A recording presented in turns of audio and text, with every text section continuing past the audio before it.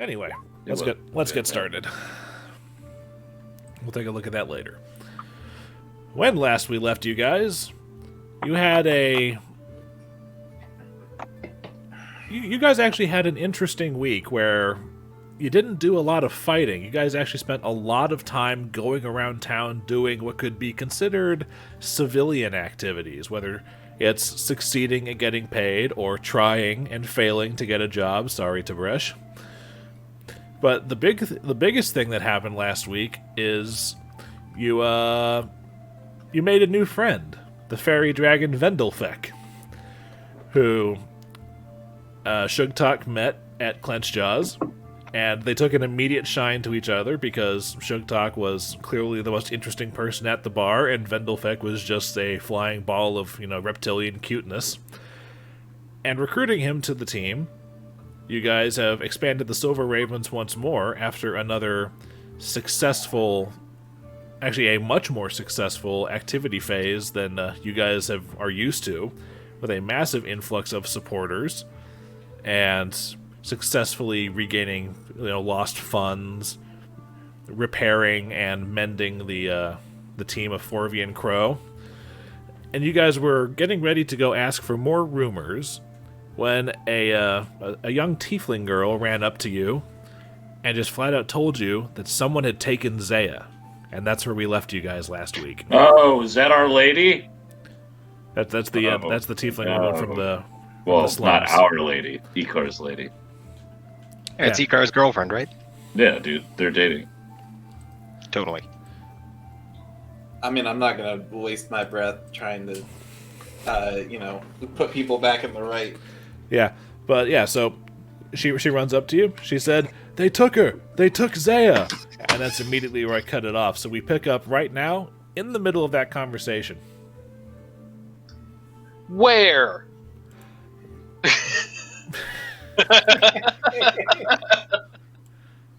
And who? It's like, But most importantly, why? Why? Yeah, where and No, who why? took her? oh, it looked like some of those mean guys who work for the militia. The Chelish citizens? I don't know. I think maybe In a lot of red, there actually only a little bit of red. There was a lot of black. black and red. Sorry, there's a lot of people that are angry at us. Where did they take her? They took her to the park by the opera house. Come on, I'll show you. Let's follow. Giddy up. All right. You guys follow her from the area outside the coffee house, and she leads you. That's the wrong thing. And she leads you across the bridge, and she pays the toll, and she brings you guys down here to Aria Park. Again, it costs you guys 3 copper to get across the bridge.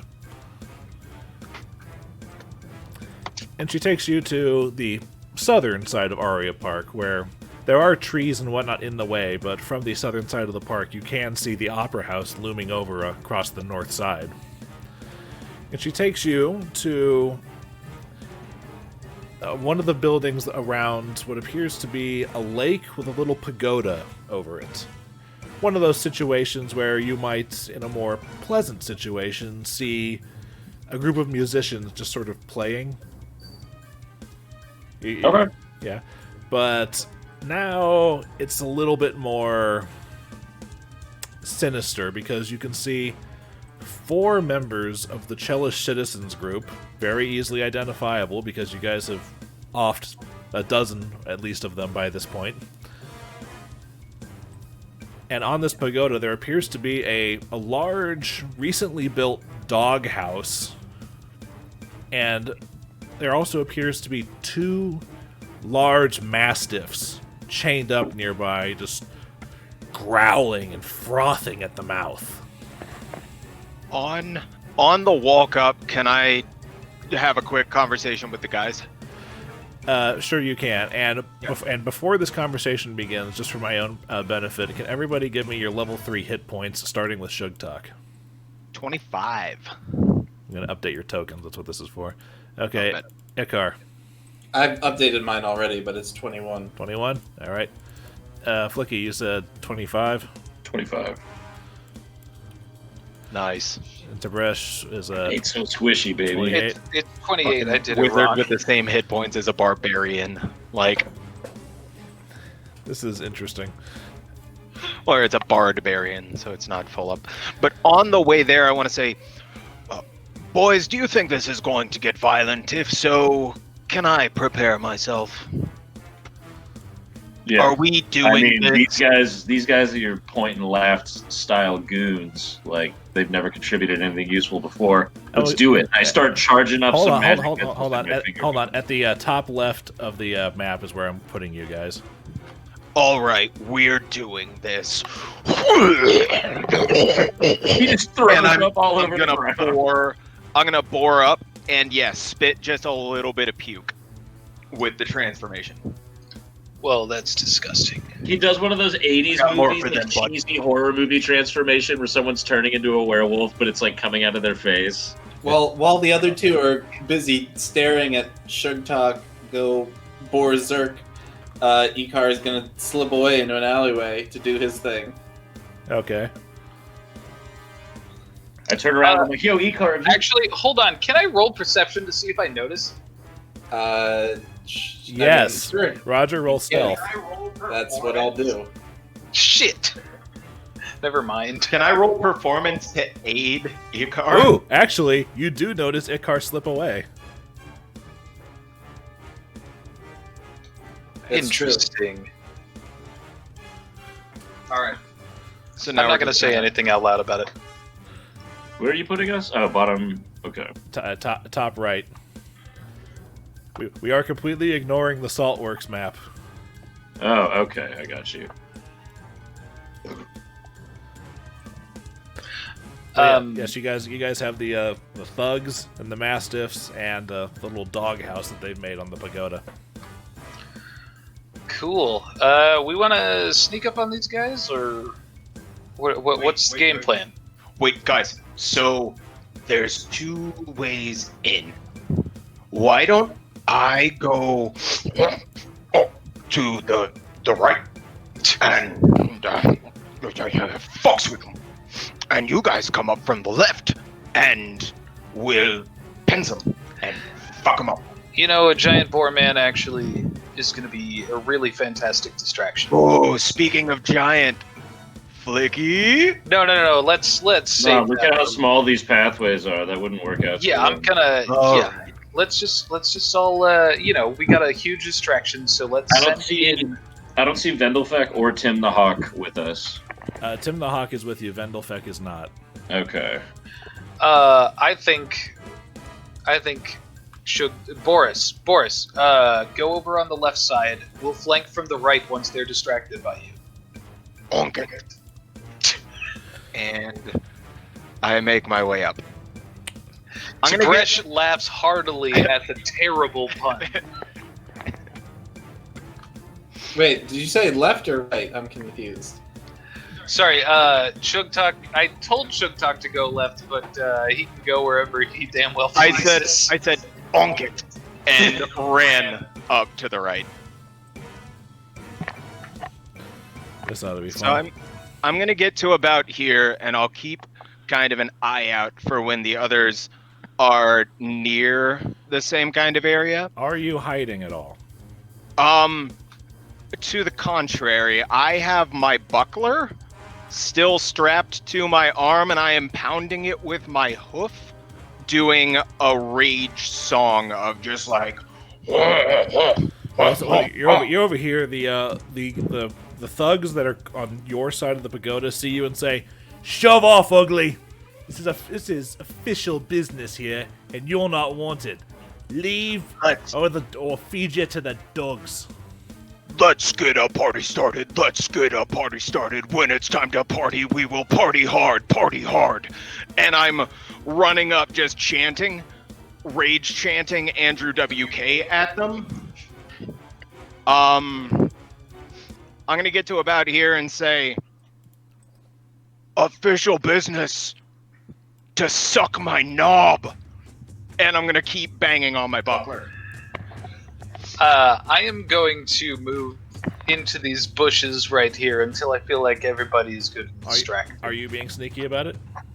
Yeah, let's be sneaky about it. I still have my.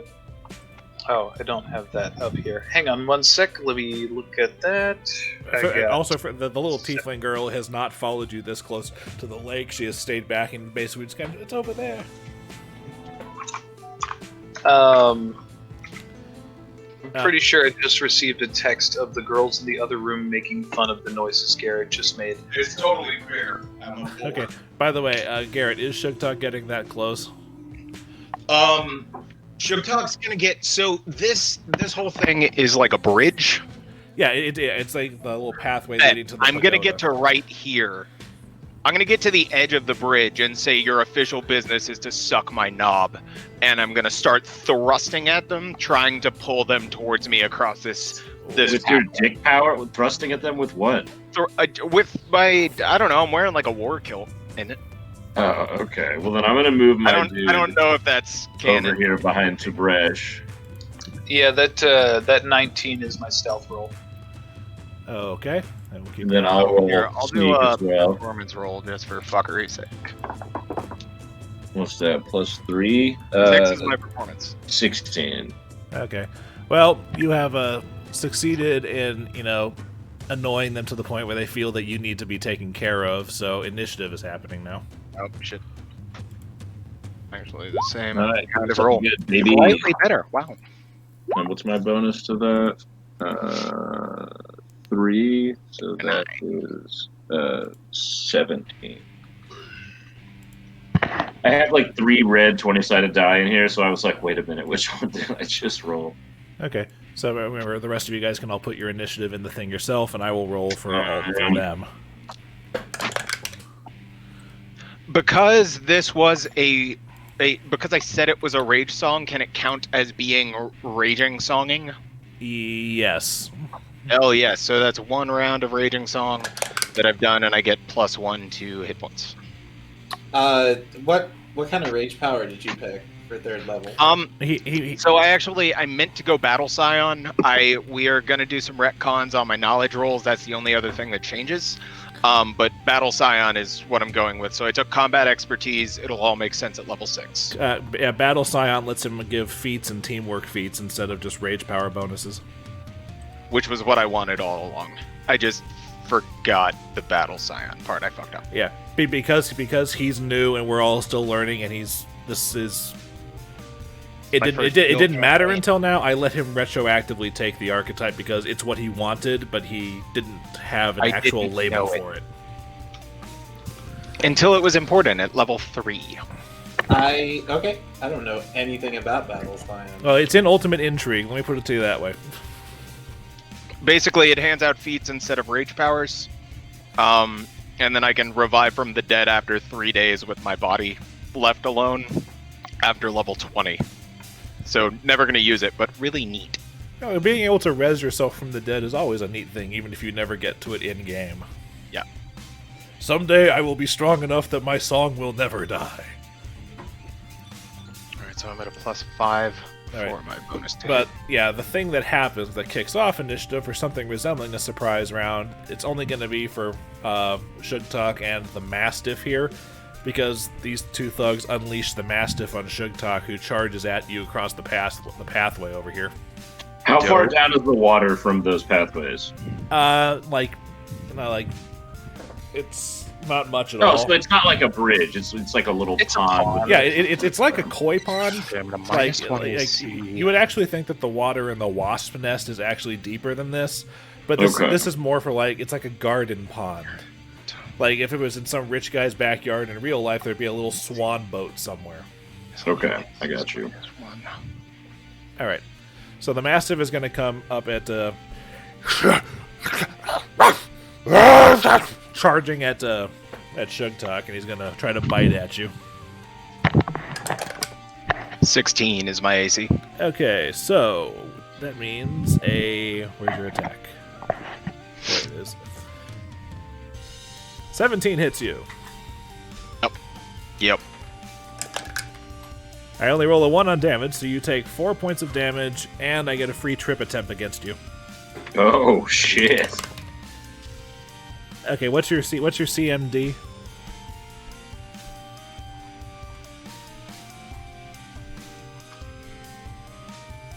Garrett. He's looking. Oh, okay. He's also muted, so I'm gonna. 19. 19. Okay, he does not trip you. He gets close. Hell yeah. He gets close, but you're able to plant your other foot firmly and just kind of force your left foot to stay still, even though there's a rabid dog hanging off of it. But by the way, this Mastiff, up close and personal, this does look feral to you. Beautiful. And the chain collar it's got does have enough slack that it can reach all the way here without being doing. And now actual initiative happened. Well, you get your thing on it because this wasn't exactly a surprise. You're just the only thing around here. So Sugtok, you get your action, then initiative proper starts. I didn't get an attack of opportunity coming into my threat space, did I? No, it does not get an attack of opportunity entering your threatening range. Only if but it tries. I do get an action now? Yeah, the two of you basically get the attack? surprise round. Because he's in my space. If you want to, you can try, yes. Hell yes. So D20 plus 5, because normal strength plus 1 from my boost. 11 to hit on the first. No. Wonderful. So D20 plus 3, because of the minus 2, and that's a 5. Dude. No. Plus 3, so 11. Nope. So... and I don't hit it. Like I said, it's latched better onto your legs. You trying to get it with your tusks just makes for some awkward bending, and your hooves are. It's hard to keep your balance straight while you're doing this. Beautiful. All right, which means Icar gets to go. I will say that while he was walking up making the song, it was enough time for you to switch identities. Right. I'm just trying to see. Is this a wall here? Like, is this a? It's basically they're like on a gazebo over the lake. Okay. So the south side of that room does not have a wall. Correct. It's less a room and more a platform, and even it does have a roof over it. Like I said, just picture a gazebo. Yeah. And the walls and railings you can see through. You could theoretically shoot things through. They're just there to give half cover. Mm-hmm. I need to get within. That could work. All right. Sorry, I'm just trying to do some math. We're gonna see a mysterious masked vigilante appears from the bushes over here. Is gonna go. The same masked vigilante that has appeared to help you 2 other times. Who would have thunk it? And we're gonna. The water comes up to just above your knees. Right. So the water does count as difficult terrain for that. Okay. Can I roll a acrobatics to jump? Yes, or athletics to jump? Yes. I think it's just acrobatics to jump. I think. Is there? No, there's not a jump skill in this. No, it's athletics because acrobatics is the thing. Acrobats do. Athletics is everything you would do in gym class. Athletics is not a thing in 1E. It's a thing in Pathfinder 2E, but not 1E. Oh, okay, then it is a jump skill. Okay, but there is no jump skill. Oh, Jesus Christ. Okay, hold on. There's an acrobatics. Is that not? It's probably in that case. That's probably what we need. Hold on, jumping. Yep, acrobatics is jumping. Okay, that's fine because I'm pretty good at that. Nice. So he's gonna hop up, and then we're gonna say mid-jump as he gets within 30, we're gonna toss a dagger at this guy. Okay. Yes.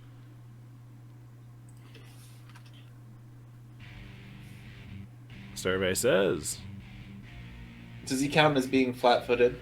he has not acted. He has not acted yet. So yes. Okay.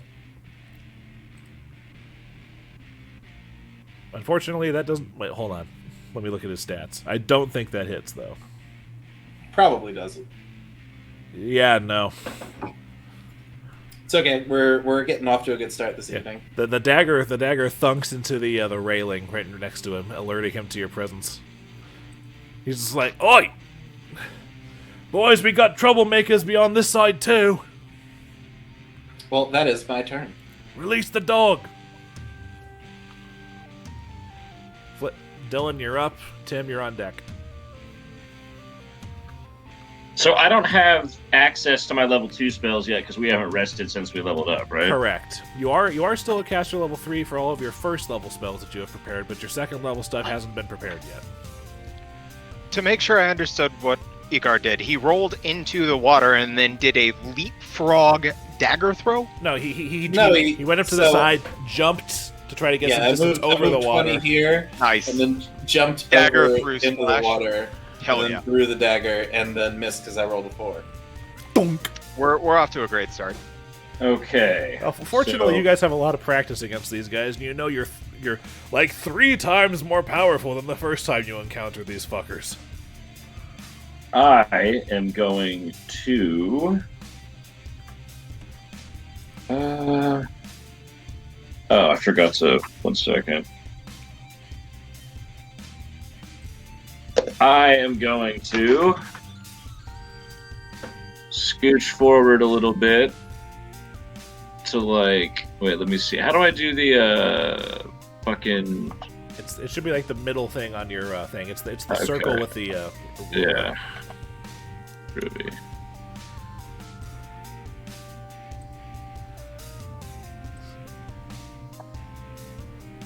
Then the circle with the ruler. Cool. Excellent.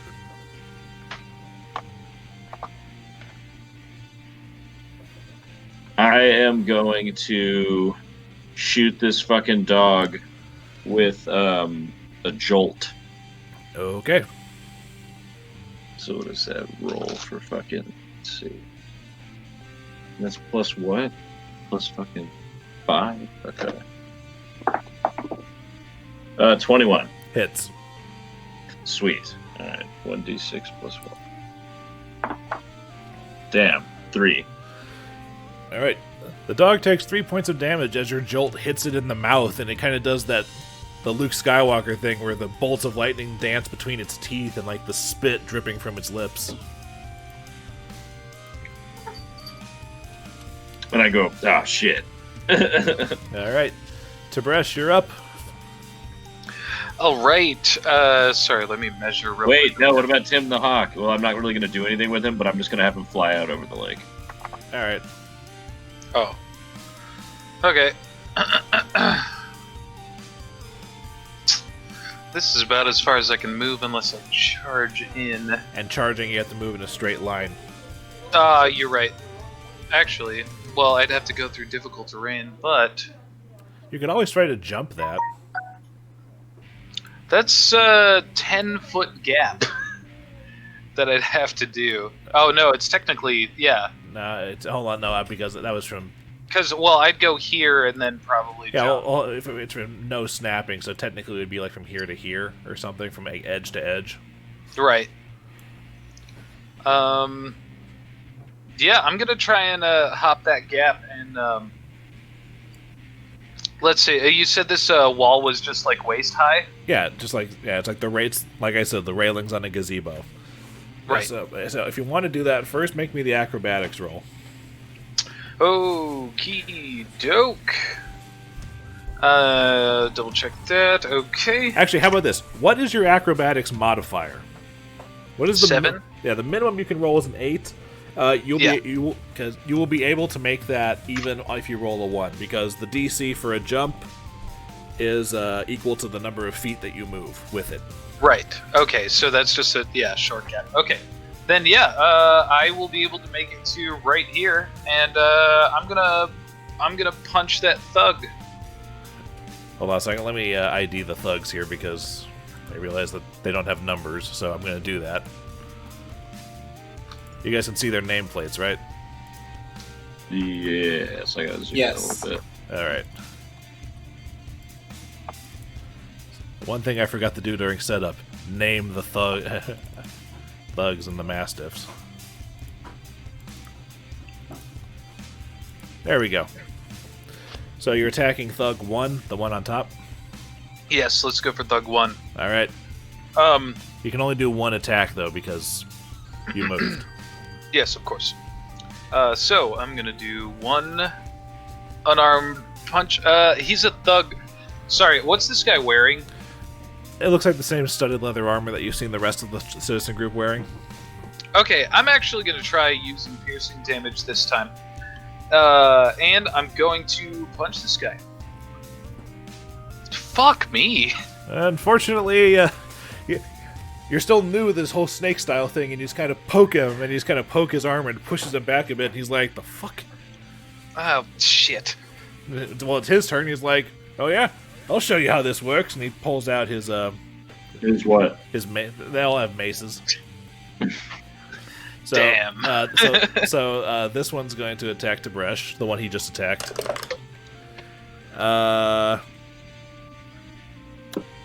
It's a 19 to hit you. Do you want? Well, I'm going to snake style defense myself All right. by doing a sense motive check, which I added to the bar. Kaboom. Okay, that's your AC for this one attack jumps up to 33. And you're able to, catch his mace with your hand. It's like, Nice try, buddy. Fuck, that's sweet. That is such a good skill. Yeah. Okay, Now, awesome. You can only do that once per round. Which means that if this guy, Thug 2, who is also swinging at you, hits you, you can't do it again. He rolls, what is that? That's a 22 to hit. Definitely hits me. I'm so proud of me catching the mace and taunting this guy that I just take it. Exactly. He gets you in the side of the leg for 4 points of damage. Ooh, we get a fucking TPK right here. That would be embarrassing. No, 4 damage, I could deal with that. Ah, shit! Okay. How much damage did I take? Garrett, you're muted. How much massive damage did I take? You took 4 4? points of damage. 21. Actually, 22, because I've got the bonus 1 point. All right. Okay, this thug is going to come out here and try the same thing, and try to jump to this square right here and swing his mace at Sugtok's legs. He misses because he rolls a 7 on the die. There's no way that hits. Can I jump over it? Absolutely. Sure. Yeah, you jump over it with your free leg while you're busy playing, skip it with the Mastiff. Skip it with a Mastiff. And this other thug moves up here and basically takes a defensive stance over the way into the pagoda. This means it's now Sugtok's turn, followed by the dogs. Gore! 13 to hit. 13 hits. Which one are you hitting? It does hit. Well, The Mastiff. It hits. With my gore attack. So that's a D6, I believe. Yeah, D6 plus strength. D6 your plus 5. things. 4 for 10. Ow. That's a Ow. heavy hit, baby. That hurts like hell. I am also going full attack, so I'm going to swing with my 2 hooves as well. Which is, hold on, I'm trying to see. You're getting some use out of that multi-attack feat, aren't you? Yeah, that's what I was aiming for. Okay, so the Hove Attack is a D4. Yeah. So I'm going to go D20 plus 3. That All hits. right, unnatural 20 to hit. I'm going to roll my second hoof at the same time. 16 to hit. Well, we'll roll the damage for the first hoof first, because depending on how much damage... Okay, so 7 damage on the first hoof. Hold on. As you're tired of this pooch hanging its feral self off of your ankle, you bring your hoof down on it really hard on its head. There's an audible crunch and a small noise as your hoof goes down and leaves a very, very solid impression in the roof of this dog's skull. Hell yes. And your second... Am I allowed to take a 5-foot step to move closer to him to smash his skull with my other hoof? I'm about to start calling this dude Sugtok Skull Crusher. You can reach him from there. I know I can, but am I able to take a 5-foot step as... Yeah,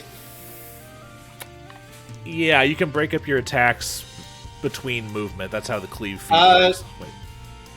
It is a full attack, so I don't know if I'm allowed to.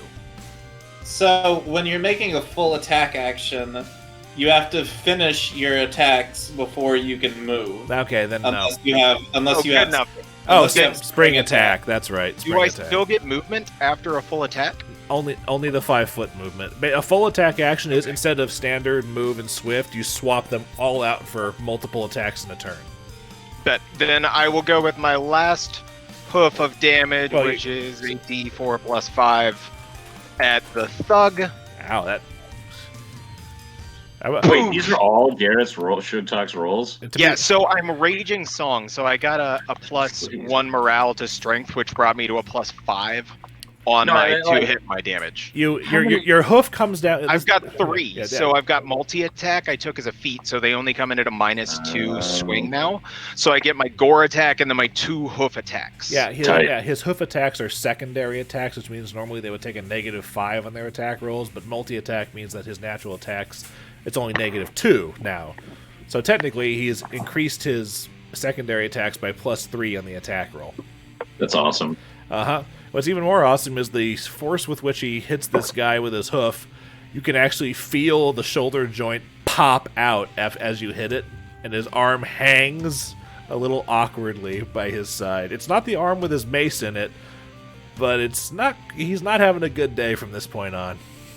I'm going to make sexual at him while I'm glad thrusting. I'm glad you my hooves. specified that they were sexual. Yeah, well, there's a lot that an could come off as. I'm putting a sensual spin to it. All right. Well, that happens. The one remaining dog here is running at Tib'resh because he's, the closest thing, and it's angry and big. Comparatively speaking, of course. And is going to try to bite the monk. And 15 does not hit you. No, it does not. Alrighty then. Excuse me. That's its turn. Icar, you're up. Flickie, you're on deck. Yeah, don't skip me this time twice. It's okay. I got myself a new mouse, so I don't have that double clicking problem anymore. Alright, so we're going to move 15 because it's difficult terrain. And then we're going to toss another dagger at this guy, Thug 2. Alright. Big money, no whammy.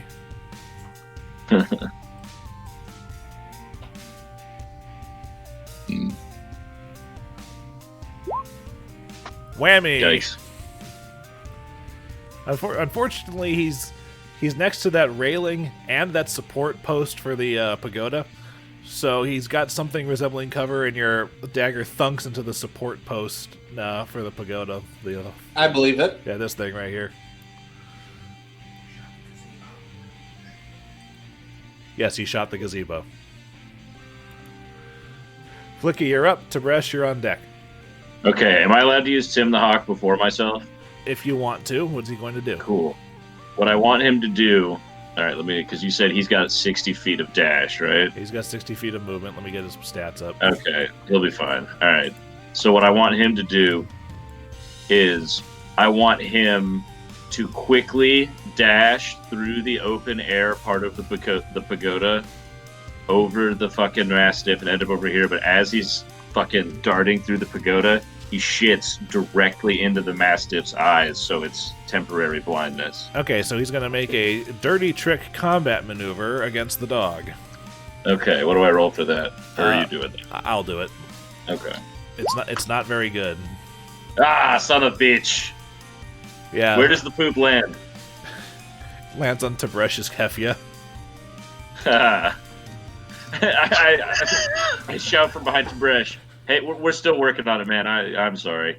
Flickie, I told you not to try tricks until they were figured out. I'll take him into the woods for more training soon. For the record, Dillon, he has a -3 to his combat maneuver, and he botched it. Yikes.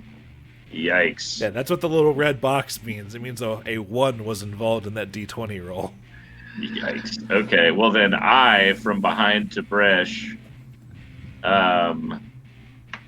I'm gonna fucking use one of my scrolls of magic missile. So let me...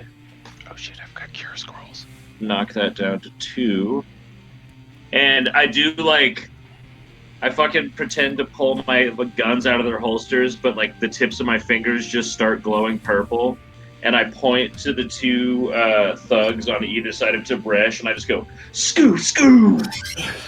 Because I get 2 missiles per magic missile now. Not from the scroll, because the scroll you scribed at caster level 1. Okay, well then I use my spell magic missile, and I go, "Scoo, scoo!" All right, and I launch a missile at each of the thugs on either side of Tib. All right, I need a D4 plus 1 for each missile. D4 plus 1 for each missile. Okay. 4 and what is that? 4 and 5. Okay. Tight. The dice tower is bringing me luck, dude. This was a solid Christmas present.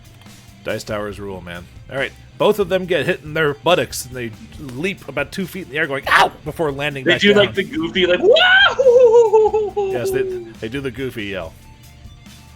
All right, Tib'resh, there's a mastiff chomping at your nads, and there's 2 thugs that are menacing you with maces and making weird noises. Oh man. Okay. And there's bird poop on your head. Right. Rightfully infuriated by Tim, I'm going to yell, "Tim, no more treats from me!" And then I'm going to flurry of blows. I didn't mean to click that, but sure, what the hell. All right. Who is attack 1 directed against? Sorry. Attack 1 is going to go to thug number 1. It hits. Number 2 is going to go to the Mastiff. Alright, so 4 damage to Thug 1, and the Mastiff takes 3 damage as you bop the Mastiff on the nose, which has a surprisingly like accordion-like look to it after your fist comes away. Wah, wah, wah. Because you successfully hit both of them. I love doing cartoon. Cartoon violence. I love the idea of inserting cartoon violence in our fight. Okay, I hit both of them. Okay. It's the Thug's turn. And Luke, hold on, sorry. If I had declared the one against the Thug as piercing damage, could I still change the one to the Mastiff as bludgeoning? Yeah. Would it matter? Basically, if you're striking in snake style, it's piercing. If it's not, it's bludgeoning damage. But since you can change as an immediate action, it doesn't fucking matter. You can pick and choose as the attack goes by. So if you wanted to do bludgeoning for the first one and piercing for the second one, you just have to say that. Well, with the caveat that an immediate action is a preserved swift, so you can only do it once a round. Oh, right. Okay, that's fair. No, I have to remember. Okay, sorry. I'll let you know right now, Tib. It's not going to matter on these guys. Right. Okay. All right. Fair enough. Yeah. Speaking of these guys, it's their turn. This one is going to try to fall backwards away from Sugtok, so he gets an attack of opportunity on him if you want to take it. Fuck yes, I want to take it. Going for the gore. D20 plus 5. 15 to gore. Well, I already know that your minimum damage is going to be enough to kill this guy, so as he falls over... Jesus Christ. Can I literally gouge his face off with my tusks as he's moving away? Gouge his face. I mean, if you want to, I mean that hit would have killed him if he hadn't been touched at all yet. Can I gore decapitate him? It's you hit him so hard his skull explodes. Scoop and his I'm head off with my tusks.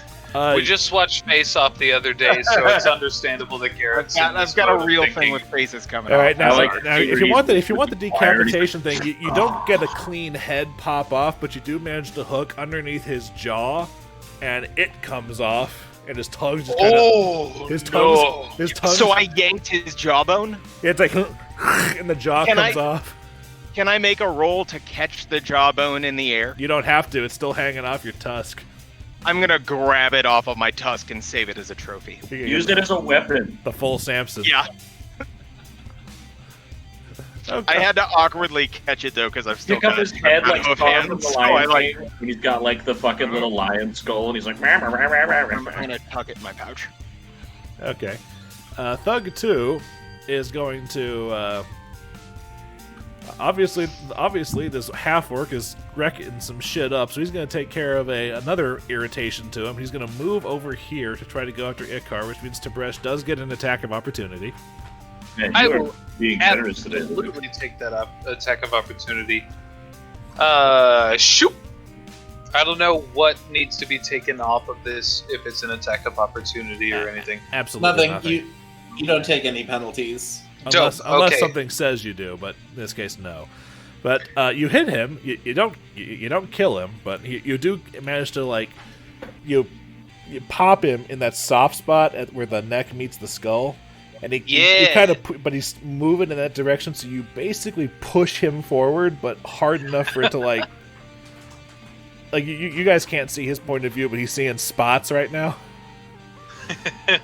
but he comes in and he swings on Icar with his mace, and does not hit. Just trust me, he doesn't. Yeah, he's way too dizzy to hit you after that punch to the noggin. As a matter of fact, he swings at Icar, and he's so dizzy, and he actually like plants face first into the water. Yeah. And the last thug is going to try to swing the mace at Tib'resh's skull. Oh, look, a natural 20. So let's roll to confirm Oh that. no! Hey, if you lose any of your teeth, let me have them. I rolled a 20 on. I rolled a natural 20 on the confirm as well. So this is a crit. Oh no, he's about to Luke, fuck Luke, you up, bro! Luke, Yeah. What did Thug 4 do? Thug- knock off one of my tusks. No, Thug 4 hasn't gone yet. I haven't gotten to him yet. Just, it's okay if I lose one of my tusks right now. I kind of want that. You said at the face. Ooh. Okay. Tib'resh, I may end up putting together a tooth like where this is necklace going. by the end of this. Tib'resh. Because I've got a jawbone if you're about to lose a tusk. I've still got my old tusk that broke off. Luke, what happened? Tib'resh takes 14 points of bludgeoning damage as a mace careens into the side of his head. It makes like a cartoon. Like, Tim's standing there with like a U in his head. And he's like, Oh. Yeah, but Can I see that from where I am? Yeah, yes, you can. And the thug pulls his mace away, and there's like blood on one of the flanges of it. But Tib'resh is still standing up, and the thug kind of looks at you like, "Uh-oh, how's he still up?" I have 10. I get 10 health left. I'm still up, motherfucker. It's a good thing you made all those cure scrolls, huh? Yeah. I forgot my pokey belt of cure scrolls until Flickie talked about a scroll. I'm Alright. really hyped. Thug 4 is I'm going to move the Mastiff out of the way. Thug 4 is going to charge at Sugtok. Bitch. Alright, so that is a... Where's your attack? 19 to hit you. Yeah, that hits. You take 5 points of damage from his mace as he brings it down on your clavicle right here. That's 17. Stop that infernal noise! It's your turn. Are you going to stop the infernal noise? Party, party, party is what I'm saying as I gore attack. oh, Roll to confirm. Um, Okay, you don't confirm, but roll damage. If you roll well enough, you might just kill him outright. Roll, that's a d6 plus 5. No. Okay, minimum damage, but it still hurts like hell. no. Minimum damage 6? Oh no. Yeah. Then I'm gonna go for my hooves, which is a d20 plus 3. So 7 to hit, that's a no. D20 plus 3. 13 to hit. 13 hits. Alright, and then that's a d4 plus 5. 6. Damn, Wow, dude. min damage again. Well, that should kill it, yeah. I keep lining them up, and you Party. keep knocking Party. them down. Party.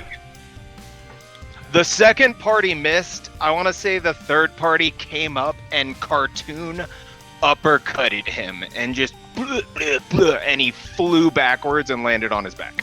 Just like the Scott Pilgrim, like KO. Yeah, As he, like, K. punches Coom, coom, his like, coom, off his coom. body. Yeah. Hadouken! Shoryuken. All right, so Sugtok just he's 3 for 3 now on turns in combat and kills. Now, question: is that going to be an obstacle for me to move later?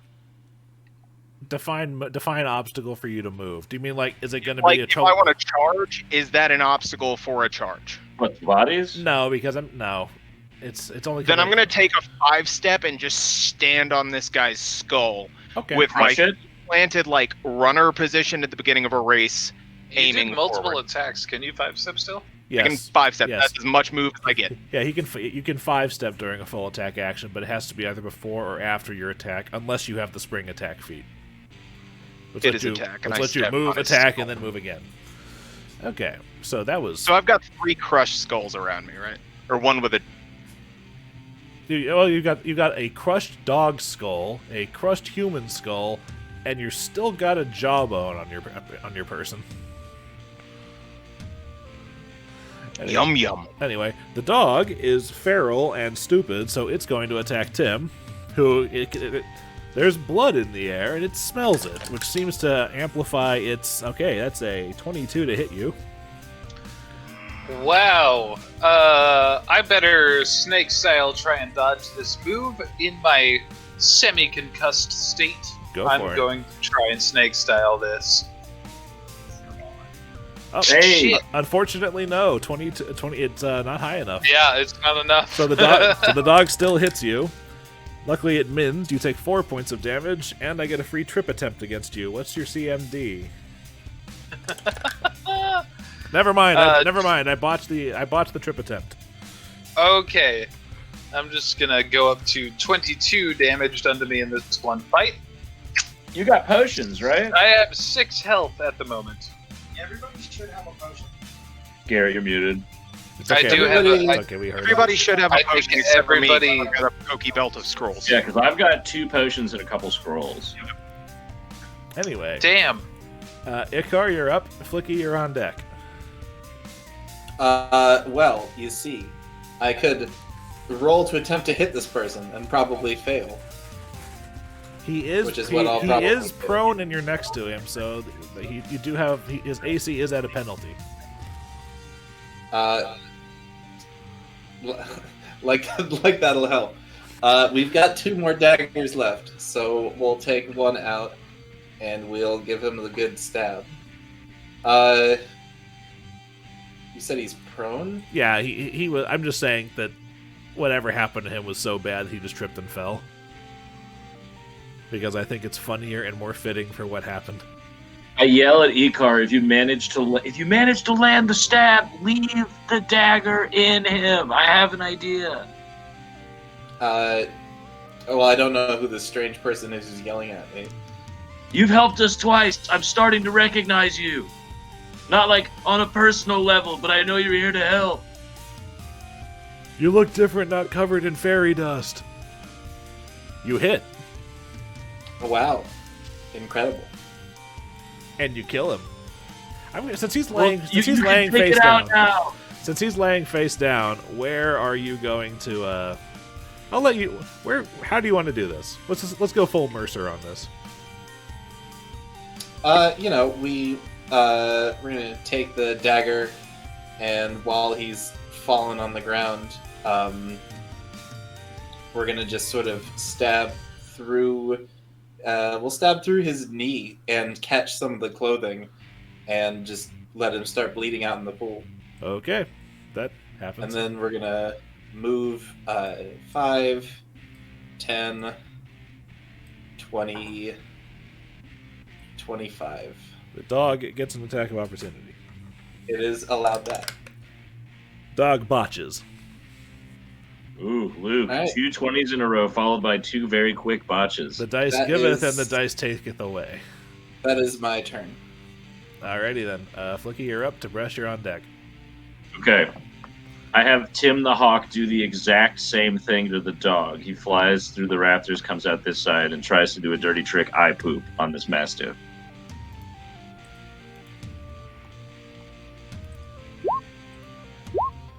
Son of bitch! Alright. Still no. I get more poop on Tib'resh by accident. Yeah.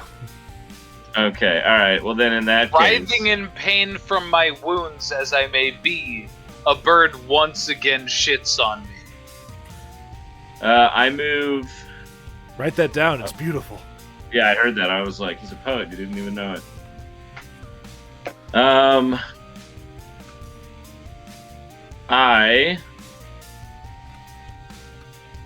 You know what?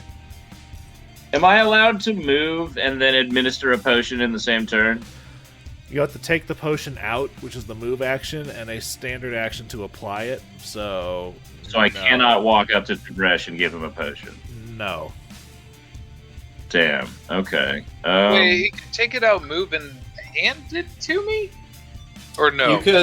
He could take it out and ready an action to give it to you if you were to walk up to him. Admittedly, I want to do more punching than waiting for a potion. That's The good. balance allows me to do it right now, so... Okay, well then, shit, baby. Very nice, Garrett. Very nice.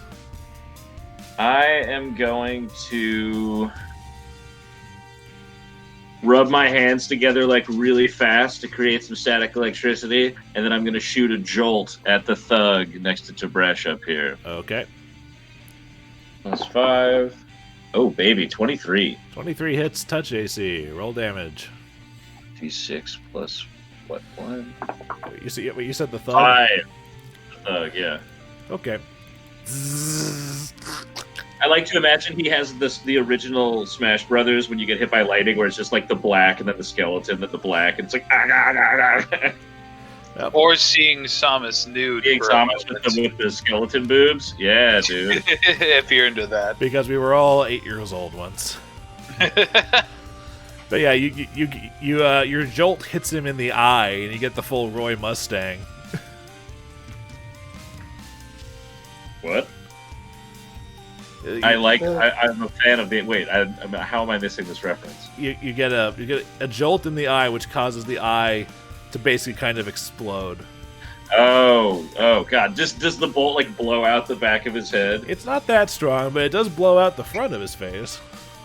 It's like in the Red Dead 1 when you would shoot someone, but they'd have an exit wound on the front of their head. Yes. So it's just like crowning out. Yeah, basically, it's like an exit wound with no entry wound. Yeah. Okay, I'm here for it. And he falls and slumps against the railing.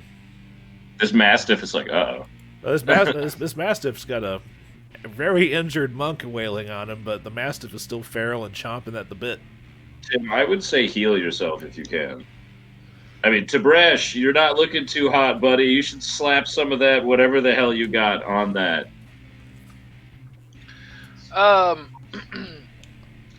In a just barely controlled tone of voice, I've got this. I'm dealing with some stuff right now. I'm going to flurry of blows this Mastiff. Picturing the Mastiff as his poor handwriting. Which I've just recently maybe taken steps in overcoming. I'm going to punch the shit out of this Mastiff. I'm going to kick. It's going to be an upwards kick into the jaw, and then as the head flicks upwards from that kick, the second blow is going to land on its head because I'm real mad. All right. Flurry of blows. Let's see what happens. The first click is going to be me hanging up the phone. The second is going to be me pulling the trigger. So 13 and 9. Well, the second. Damn. Well, fortunately, the 13 hit and dealt 8 damage, and that was enough to, You said you were bringing a foot down on him for your first hit.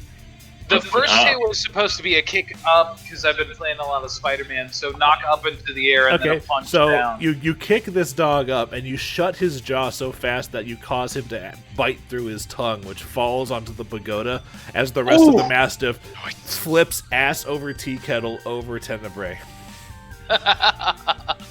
Okay, wait, how far does it... Well, you gotta move it. I need to see how far it landed. Okay, cool. I'll give you 3 spaces for max damage.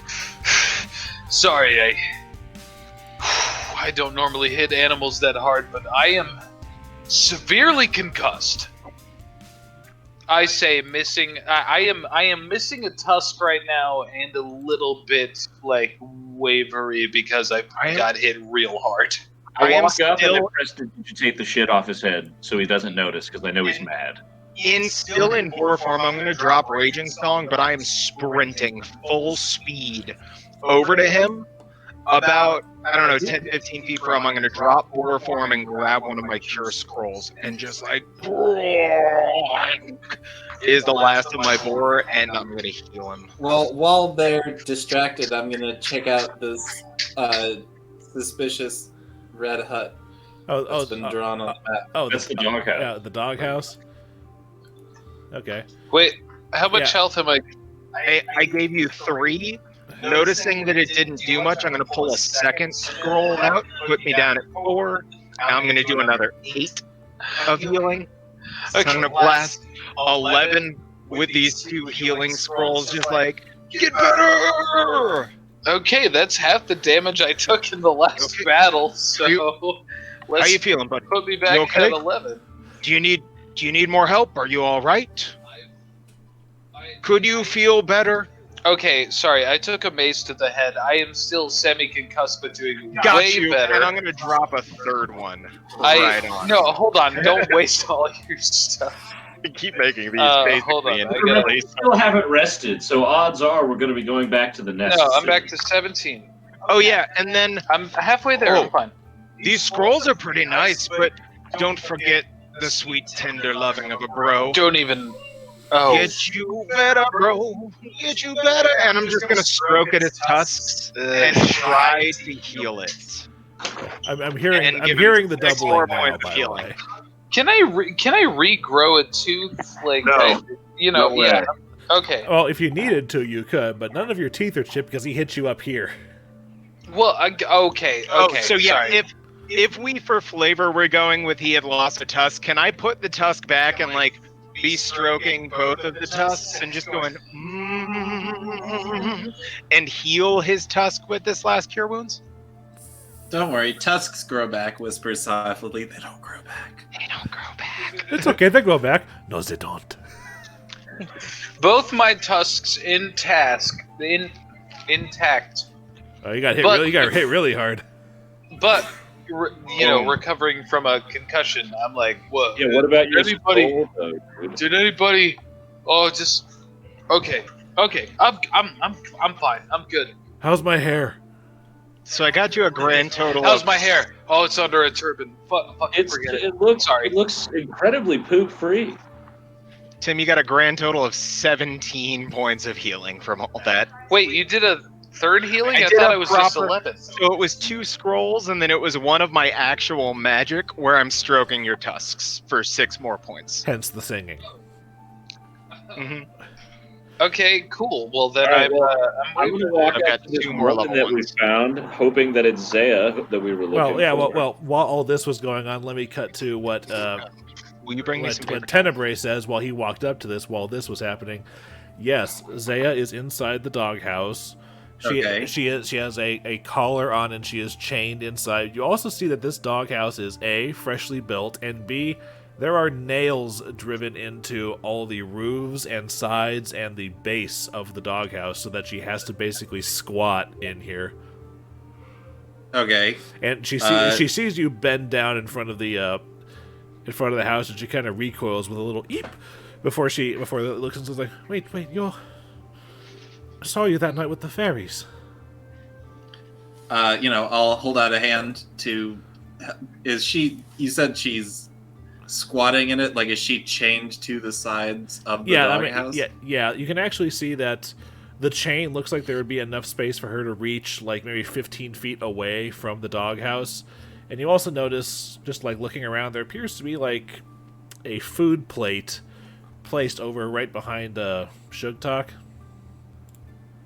on the ground. So basically, like, right here, there's, like, food plates with, like, discarded bones that look like they've been gnawed on.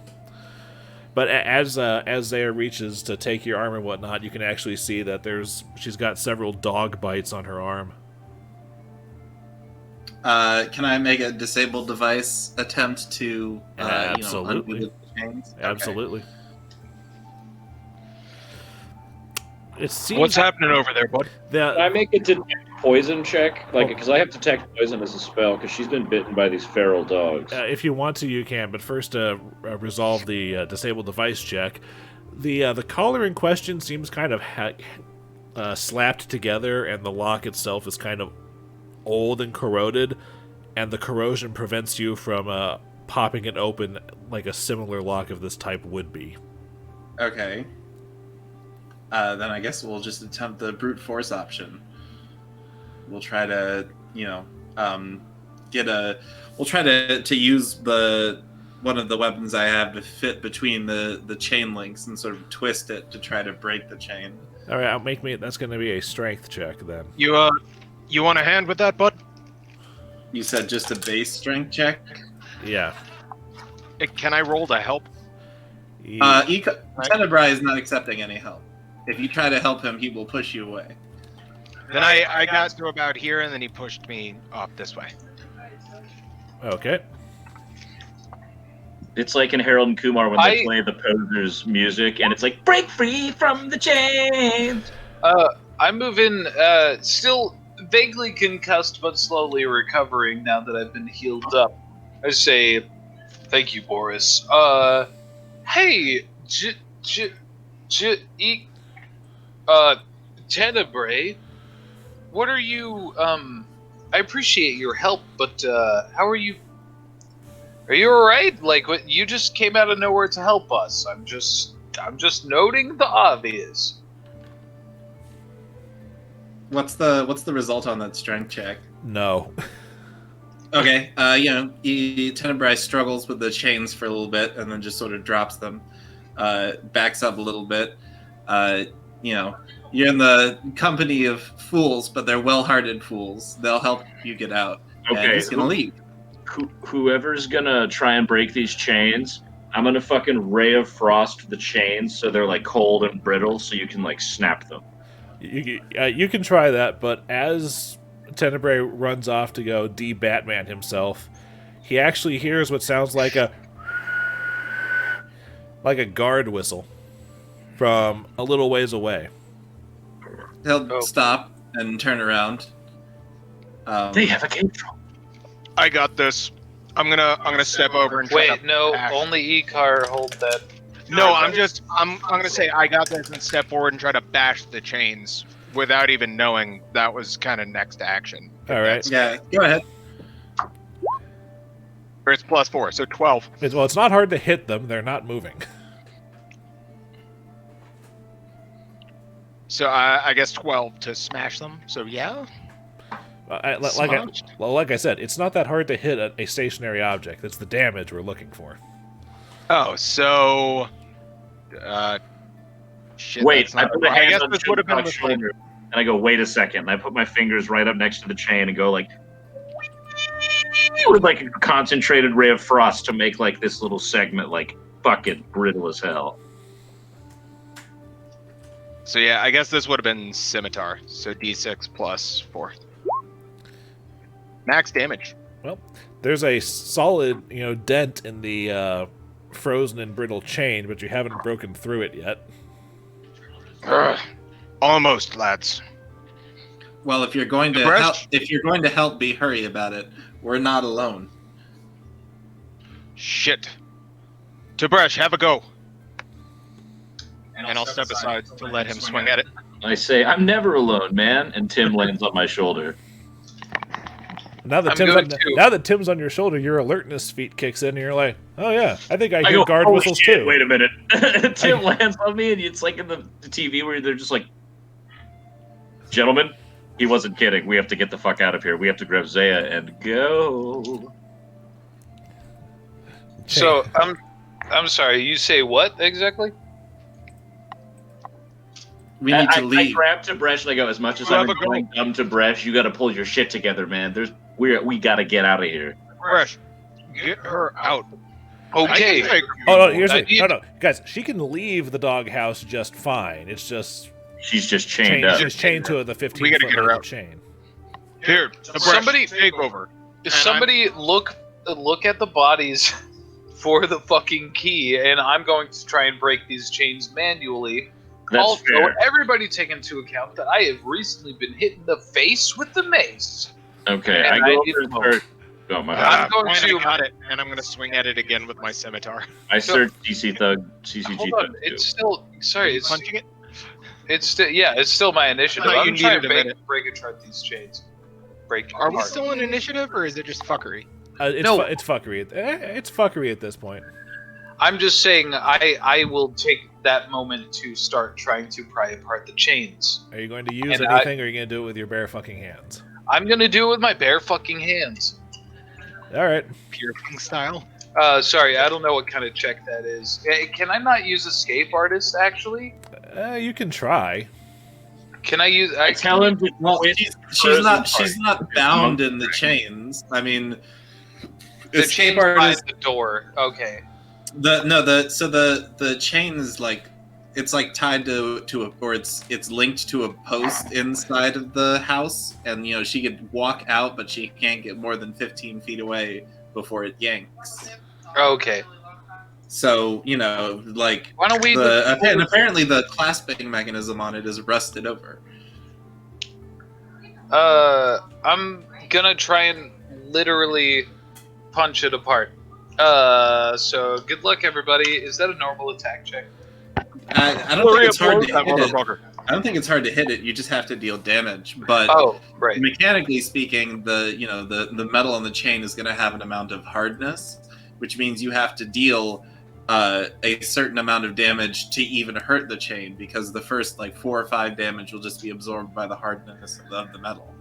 I don't know exactly how hard this particular Okay, so metal while is. all this is happening, I am searching these thugs. Do I find a key? You do find one on Thug 1. Okay. Okay, As I'm- I go, hey as guys, I'm chill out. prepping I found the for key. punch, to punch As some solid drunk, metal. concussed Tim is fucking. I toss. No, I don't toss. He's concussed. I walk over and go, guys, I found something better than magic, technology. And I lean in and use the key on the, I assume, keyholes for the chain. Yeah. There's a key in the back of the collar that's connected to it. And it takes a little bit because of the aforementioned rust, but the lock does eventually pop open. Also, Garrett, a minor thing. Your scimitar attack actually did no damage to the chain because it has a hardness of 10. Oh, wonderful. But at this point, it doesn't really matter because you found the key. I'm just standing there awestruck at what is happening. There was another I didn't whistle. mean to cut anyone off, but I was just like, hey, guys. There was another whistle, and it's close enough that all of you notice it, and those of you who have noticed it previously can tell that it's closer than the previous blast you've heard. All right. I tell Tib'resh, grab Zaya, throw her over your shoulder. We have to bail. I'm gonna grab Zaya and put her on my shoulder. Okay. Zaya's small. She's a tiefling, right? Yeah. She's Okay. Yeah. I'll carry her, but I'm going to say, I need this to be as respectful as possible, but we gotta leave right now. It's okay. So I'm going to very politely. Yeah, because as she starts to stand up and whatnot, she kind of falls back to her knee, goes with making the same emotions that you guys would make if you got a cramp in your leg. Damn. Hold on. I'm a delivery boy, and just throws her up over his. I'm going to at first assess her injury real quick, before I toss her on my shoulder, so I'm careful about it. Okay. I figured that was perception. I don't know what else it is. Well, it's not that difficult to see a multitude of dog bites over the parts of her that aren't covered by her burlappy peasant clothing. Oh no, we need to get something that can disinfect this wound.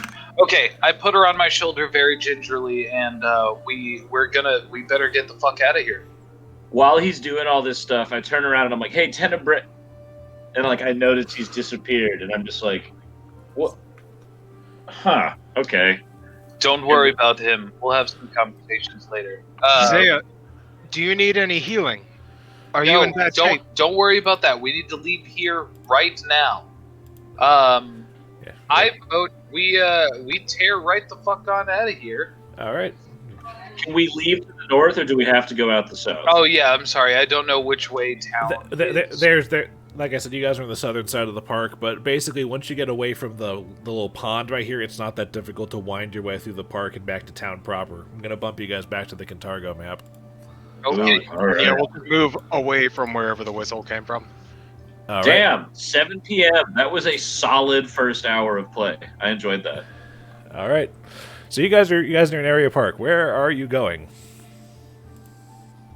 I say we take her to the net. As they walk out of the park, Icar's there. He'll say, "I've done my best to try to throw the guards off as much as I can, but unfortunately, they're on their way." Okay. My house isn't far from here. We can take her there and treat her. Take her. Yeah, Zia, let's go. Oh my God! Gods above, what happened? You know what? Let's can go. talk We'll about it talk when we on the get way. there. Icar, you didn't happen to see a man dressed relatively all in black, goes by the name Tenebrae, on your way, did you? He literally just left. I've been throwing stones to try to throw off the guards, but no, I haven't seen anyone like that.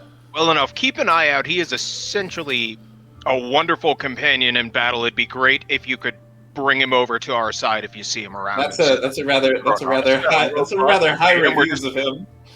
And we're just running.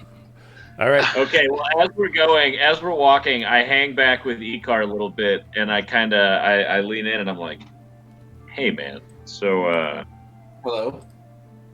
I know we don't mesh that much, but I've got a solid question to ask you. Because, this is me asking Luke, DM. As a character, am I allowed, because my dude is smart as fuck. That is his whole deal. I think all you know is that. No, but what I'm saying is, Icar always disappeared. disappears. I'm not about to ask him if he's helps Tenebrae. sometimes. I'm trying to, but okay, one sec. Okay, hold on. I know where this is going. If you wanted to do it, you would have to make a sense motive check against his bluff. You probably won't succeed. Okay, well then I'm going to do that, and my response... Okay, so now I roll well. Thanks, Obama. 27, and what's my fucking sense motive? Oh, I can't even get to 27. Okay, so I go... So I asked him... you're just like that. I've never seen you and Tenebrae in the same room, but if you guys were ever in the same room, you should probably watch. He fights better than you do. And then I go... Are you sure about that? I go, no. Well, not entirely, but I'm not trying to roast you here, but, you're my boy, and, you always disappear, and I love you, buddy. Also, we have a dragon, and I start skipping ahead to the rest of the pack. Yes, we do. Oh, hell yeah. All right, so you guys are heading for Tibresh's place?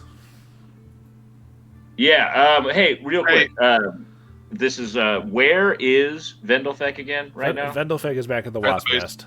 Guarding his I send Vendelfek a silver raven, one of those fucking messenger things. You send it to a place, not a person. I send it to the Wasp's Nest through the sewers, however it's not going to get caught by someone in the middle, you know what I mean? You could probably just send it to Laria. Okay, then I send it to Laria to tell Vendelfek to meet us at Tibresh's house with directions to Tibresh's house. And then I also include the directions. You have to send a message back. And then I send it to them. Okay. But you guys make your way almost due south to Tibresh's place, which is a relatively modest Very humble abode. It's a very humble abode near the wall in Old Kintargo. As a matter of fact, as you guys are taking Zaya there, you're passing more people that seem to be carrying more baskets of doves, mice, and ravens in the direction of the guard towers. Curious. No, because you guys have encountered this like a week or two ago. Yeah, people taking them in for they have money for kill. Yeah, they get paid money for vermin. Yeah, I gave real some quick, children coins, and they told me everything. We've got company that's probably leaving soon. I desperately have to pee. Is it okay if we take a super quick break? Because food just finished. I'd like to have a cigarette, and I desperately need to pee. Well, we generally do it at 8. Hey guys, if he needs to pee Because I that figure bad, she's about to leave. I need to pee. I've got company that's leaving soon. I'd like to check in with them. Is it okay? Really? Is it going to be like 5 minutes? Because 5 minutes. Probably is 5-10 tops. okay, we're gonna take a small, quick break. Smoke if you got them, all that fun stuff. We'll be back here in like 7:10. All right. Welcome back, everybody. I was just letting Roger and Dillon know that your little scuffle has increased your notoriety to 12. Womp womp. And also, you guys are sounding very quiet, or at least Tim just was. No, I was muted. Okay. I don't think I'm muted. Tim was muted. You're good. All right. Yeah. Just the thing of leaving bodies out in the open. It's kind of it's one of the factors. Well, I'd rather leave bodies out in the open than get caught by a second wave of guards while Tim is like, oh, Just quick meta question, if I may. If we had stuck around to slaughter the other guards, would it have been a no witnesses, no notoriety situation? Well, it depends if you would have survived the fight with an actual patrol of Datari. Oh yeah, no, we'd be dead as fuck. I mean, we would not be starting out in a good situation. I'd say it's a 50-50 if that was the case. A few more levels. Sorry about that. I meant to mute myself. All right. But you guys coming back, you've all arrived at Tibresh's relatively modest pad. It's a one-floor house because it instead of like the basic apartment building thing where it's one floor divvied up into multiple housing units, it's kind of like the situation where an entire floor is an apartment, then there's a second floor that's an entire apartment, and a third floor, and you reach them basically by going up a fire escape. And Tib'resh managed to luck out and get the one on the first floor because nobody likes it because it's prone to flooding. It hasn't happened yet, but this is that part of the city. It's old Kintargo. This is where the city started and grew out from here. It's a simple place, but all of you are welcome to it. Yeah, it's roughly about the same size as Sugtok's apartment, but it's not as nice. But there's enough places for everybody to sit if it is a bit cramped. It's pretty sparse. It's more. I clear off his, I'm assuming, table, and I tell, I'm like, Tib'resh, put her here. We need to put her on flat ground. Right. I lay the girl down on the table. She's like, and then I go, because I can't heal. All I need is a seat. Really. I'm sorry. That's embarrassing. I have 2 places to sit. I don't host a lot of company. Anyway, I give her the most comfortable chair I have. All right. Icar will test both the chairs with the sword cane to see which one squeaks louder when the cushion is depressed. Yeah, there's one with a cushion and one without. Oh, well then the cushion one. Yeah, the one without is for meditation. It can't be too comfortable. There's one with a cushion and one with nails. Why do you have a nail chair? I just lay on the nails in order to... You know what? It's a part of the... Don't worry about it. I go over to Tibresh's meditation mat, and I take out of my little wizard tools deal, I take a little brush, and I scrape it across the mat until I get some matter up so I can get some spiritually infused sweat out of the mat. And I put it in a glass bottle. Well, you can certainly try. I try. Okay. You have something. You don't know if it's what you were looking for, but you have something. I'm a wizard. Something is anything.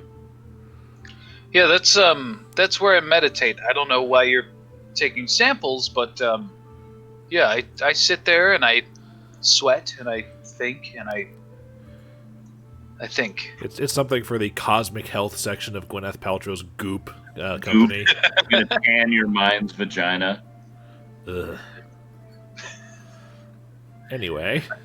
I'm not super proud of where I got it from, but the deal that I got on it was fantastic. But yes, you all managed to find places to sit down. Gwyneth Leon Paltrow, or whatever, I'm done. Patrocles? Yeah, I was going to say Patrocles, but I'm like, that's a person. Zaya, you're not... So, if you don't mind us asking, what happened? We were... We got your gift, which is very nice. Oh, it's not necessarily my gift. It's basically from the entire nursery. Honestly, Mimos was the one spearheading that.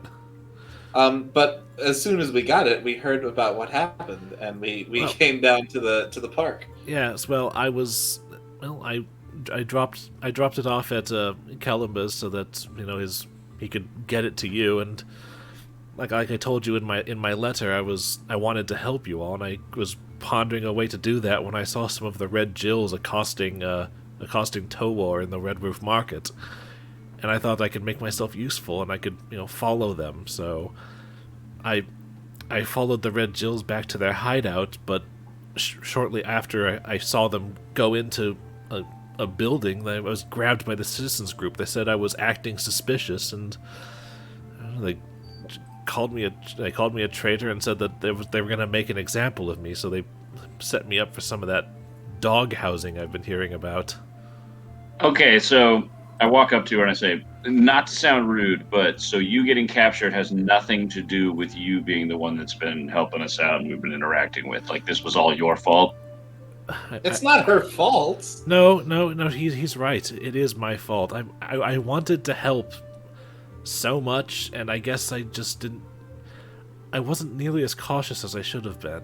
Well, no, the reason I say this is because this is perfect. You still can help because they aren't connecting you to us yet. You're still more than welcome to help. Oh no! Well, I grabbed Leah with me, and she saw me slinking off out of the nursery, and so I told her that she could come with me if she was quiet about it, and we were just sneaking around, poking our heads around corners.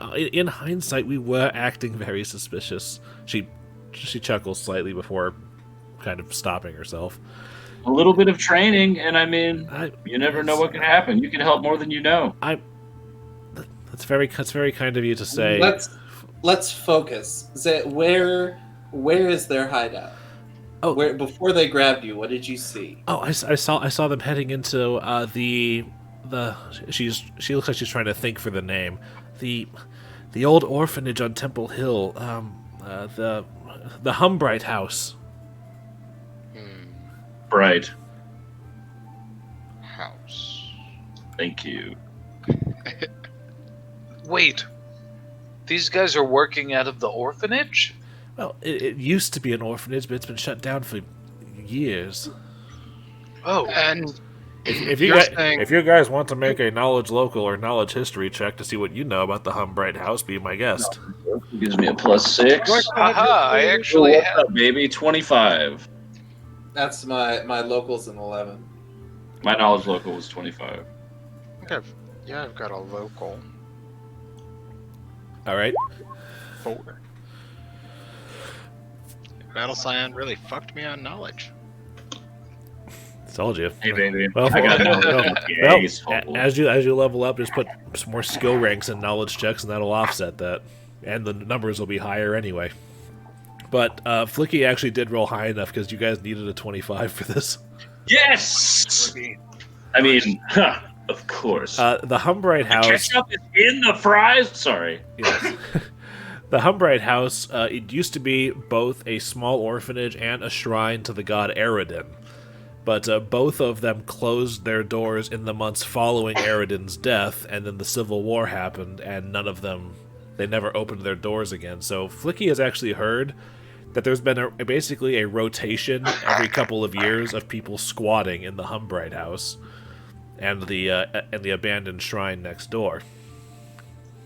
Apparently, the Red Jills are just the latest group to take up residence there. I will show you guys on the map where it is. All right. I tell the group, back when my parents were alive, they would tell me things about the city, and apparently this place is, and then I tell them everything that Luke just said. It's on the eastern slope of Temple Hill. Oh, very cool. Well, it seems, if I'm putting two and two together right, Zaya, you were sneaking around looking at the Red Jill's hideout, and then the guard picked you up for acting suspiciously. Correct. They didn't pay any mind to the Red Jills. Apparently not. Well, the Red Jills were just walking down the street. I was the one sneaking around corners and stealing glances. So what you're saying is we should just walk down the street to the hideout and walk in the front door. If you want. I mean, I saw that they had people on the roof, like, as lookouts. You noticed anything else while you were there? Unfortunately, no. I got grabbed by the citizens group, and I was all I could do to yell at Leah to run away and find the four of you. We'll have to look like one of the Red Jills if we were to even approach their hideout. No, I think it's just a matter of not being suspicious, or if we're being suspicious, going unnoticed. Or, and I struggle to think why no one's thought of this before, but why don't we just break into the orphanage in the middle of the night? The Dotari are doing patrols during the day, but they have much fewer patrols at night, and they're not actively monitoring an abandoned orphanage, which is why it makes a perfect hideout. 2 air vents on the roof. Sounds... If Is there somewhere nearby that we can post up until nightfall? There actually is. If you look at the map, there's a very obvious place nearby. Why don't we post up at Sugtok's place? You have cleaned it. Yeah, I got rid of the brains after last time. It should be fine for us to hide out.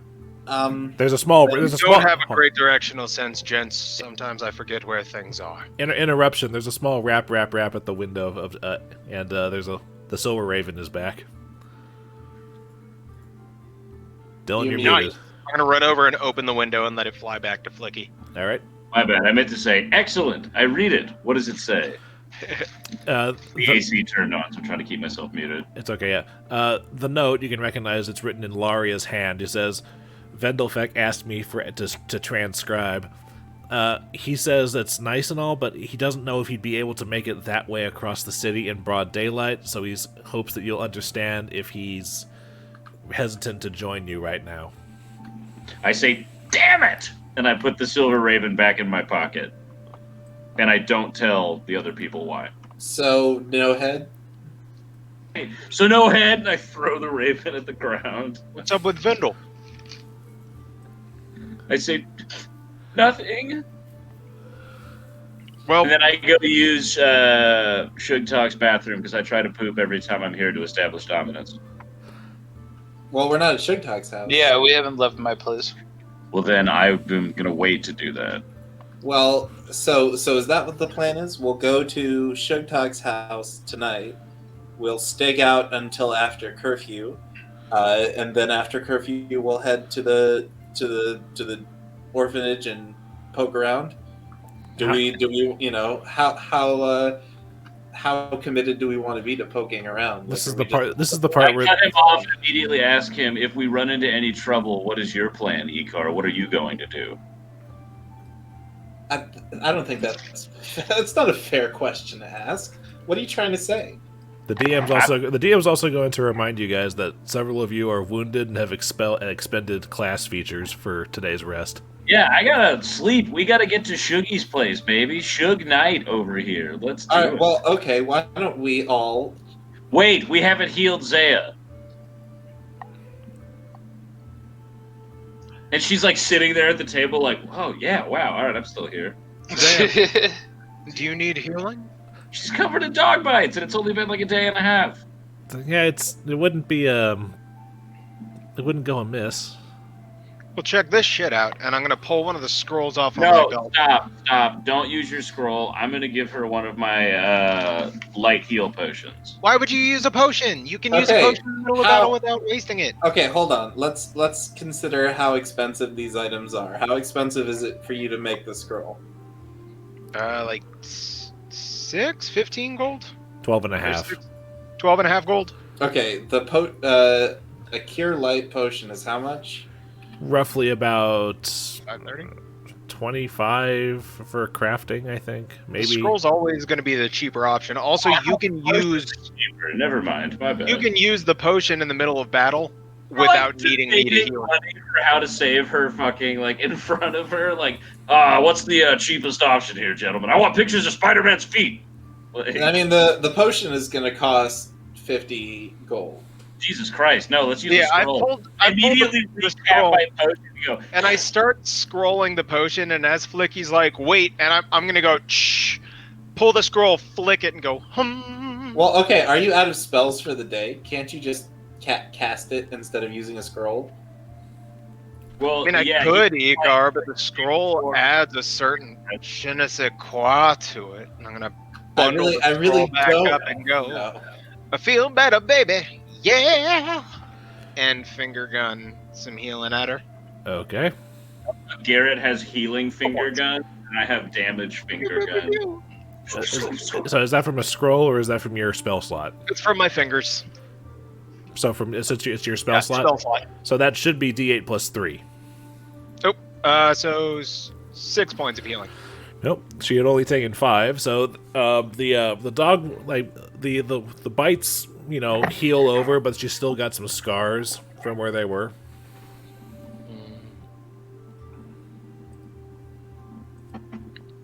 How are you now, love? I certainly feel a lot better, and the cramp in my leg is gone. It was awful in there.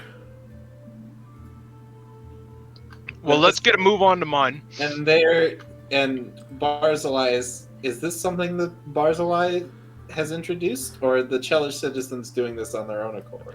It sounded like they were trying to take one of the Lord Mayor's ideas and do it themselves to try to win, some points with him. So it's like the Lord Mayor's idea, but he didn't authorize this. All right. Well, it's not curfew yet. Why don't we all go to our respective homes, and we'll spend tomorrow preparing for handling the Jills. I immediately shoot him down and say, I am having a slumber party with Sugtok. That is your right. Maybe you'll have that. Maybe you'll have that mysterious Avenger who's better in combat than I do come and visit you at your little slumber party. But I'm. And then I go, it's weird that you say that. It's weird that you say that. How is it weird? I'm making fun of you. Don't make it weird. Okay, I get it. Flickie, you are welcome to sleep at my place if you'd like, but you should know that last time when I had to clean up the brains, I may have tried to flush some of them, and the restroom at my place is still unfortunately out of order as a result. Fine, maybe I'll shit out the window. And inadvisable, don't want to draw attention to the house, Datari and all. I would think that having a quiet, uneventful night would be enough cause for concern. Yeah, I just want to sleep on the couch you live in. our feelings. All right, but you need to find a place to poop in the morning. If only there was a place that you could have a quiet night without anyone disturbing you in this small place. It's just you have to lie on a tatami mat. Oh, do you want me to be with I'm you? just saying, you can crash here. It's just, how cool are you with the tatami mat? Sounds good. Y'all have a great slumber party. I'm going to pat Tib'resh on the shoulder, and I'm going to haul ass out the front door and book it to my place. There's a Sugtok Like, cloud pat, where he, and I'm just gone. was. I'll escort Zaya out and say I believe this is part of their competition to see which one will have to be stuck with Flickie. Let's not interfere with it. I go, I heard you, but I know you enjoy my company. And then I'm like, all right, cookies, and then the door closes. Your friends are very strange. I won't argue. But they are reliable, if nothing else. Oh, yes, I mean, I saw your Tib'resh take that hit to his head, and he kept going. That was remarkable. And now he's baking cookies. He took a what to his where? He took a massive blow to his head.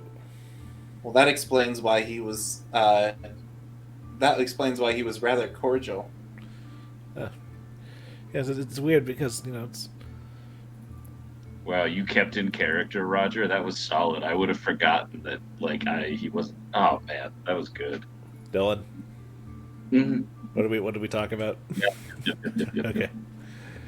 Yeah, she's like, well, for the first time I saw all of them, you were making these ridiculous poses, but turns out you're all actually rather, some of the elders would say tasty in a fight. Oh, God, that felt weird to say. Can I spend the evening before I go to bed fashioning that jawbone I found, just cleaning it off and turning it into a necklace? Absolutely, you can. I am wearing that when we meet up in the morning. You're All right. just Yeah, It's I mean, clean. I don't Like, have I anything. boiled it down. It's just bone now, but it's like obviously jawbone. It's a pimp medallion. Well, I mean, it has a gold tooth in it. I don't have Hell anything. I don't have anything specific to do in character besides make sure that Zay gets back without being accosted again. It's not that difficult to cut across Old Kintargo and get back to and cut across the nursery. Right. Because once you get the nursery, there's basically no threat of the Datari or anything. Once you get to the door and everything, she's like, thank you for walking me home. There's a certain corner you walk around and suddenly you don't see any police cars. Yeah. Yeah, she stops her door and whatnot, and then just turns around and just quickly gives you a very tight but very quick hug and says, "Thanks for coming to get me," and then she steps inside. All right. Then I'll sort of wave goodbye, and then Icar will begin to head back home. Okay. All right. So this is where the DM is asking the players, what does your schedule look like for what's about to happen? Hold on. Okay. Since everybody deserted my house and left me No, alone- I'm with you. Oh, you're still hanging out We're with me? making cookies. I was like, cookies. And then the Okay. door came. Awesome. Okay, so Flickie and I are hanging out then.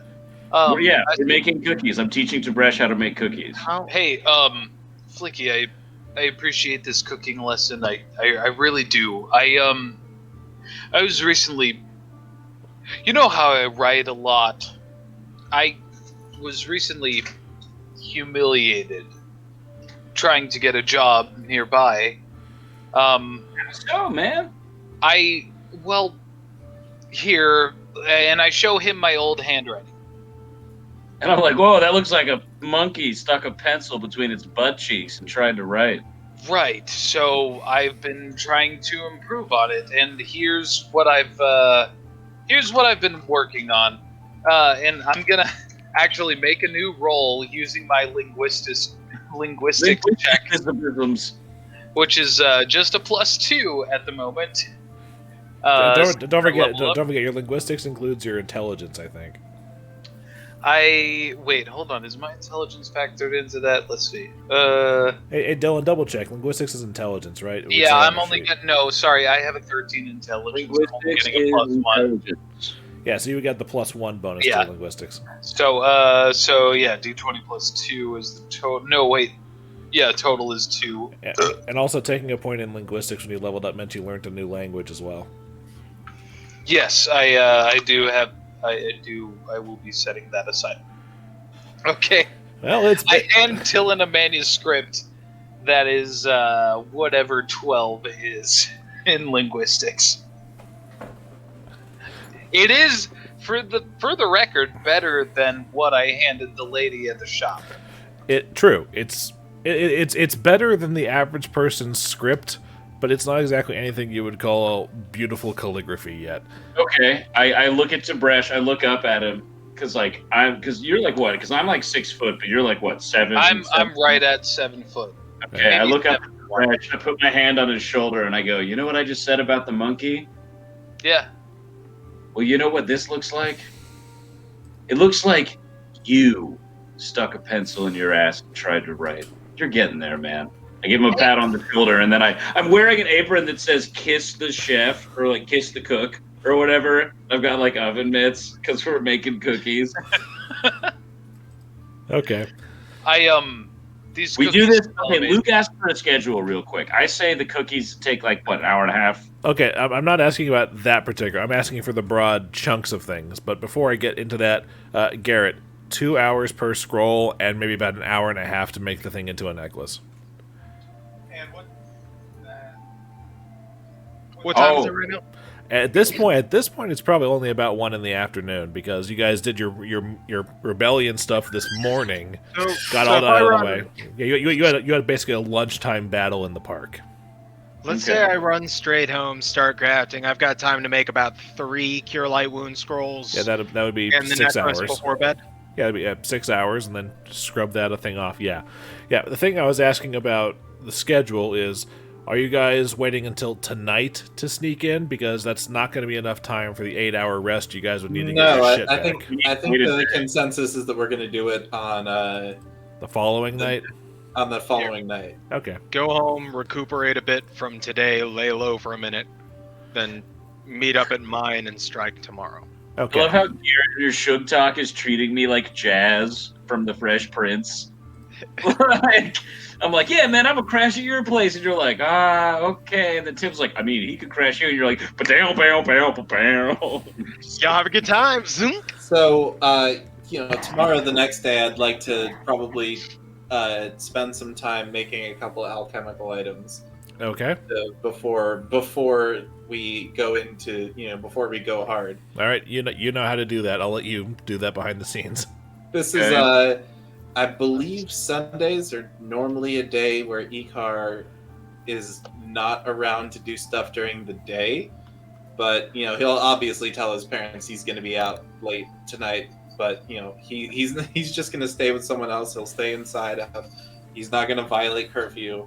He'll be a Stay good with boy. someone else. Who's Fingers, that? fingers crossed behind his back. Okay. Oh, also, while we're making the cookies, once they go in the oven, excuse me, I pull out my like Gandalf style long stem pipe, and I'm like, "Hey, Tib'resh. Hey, Tib'resh. Sorry, yes, I was distracted. I was just teaching myself some Sylvan. What's up? No, it's cool.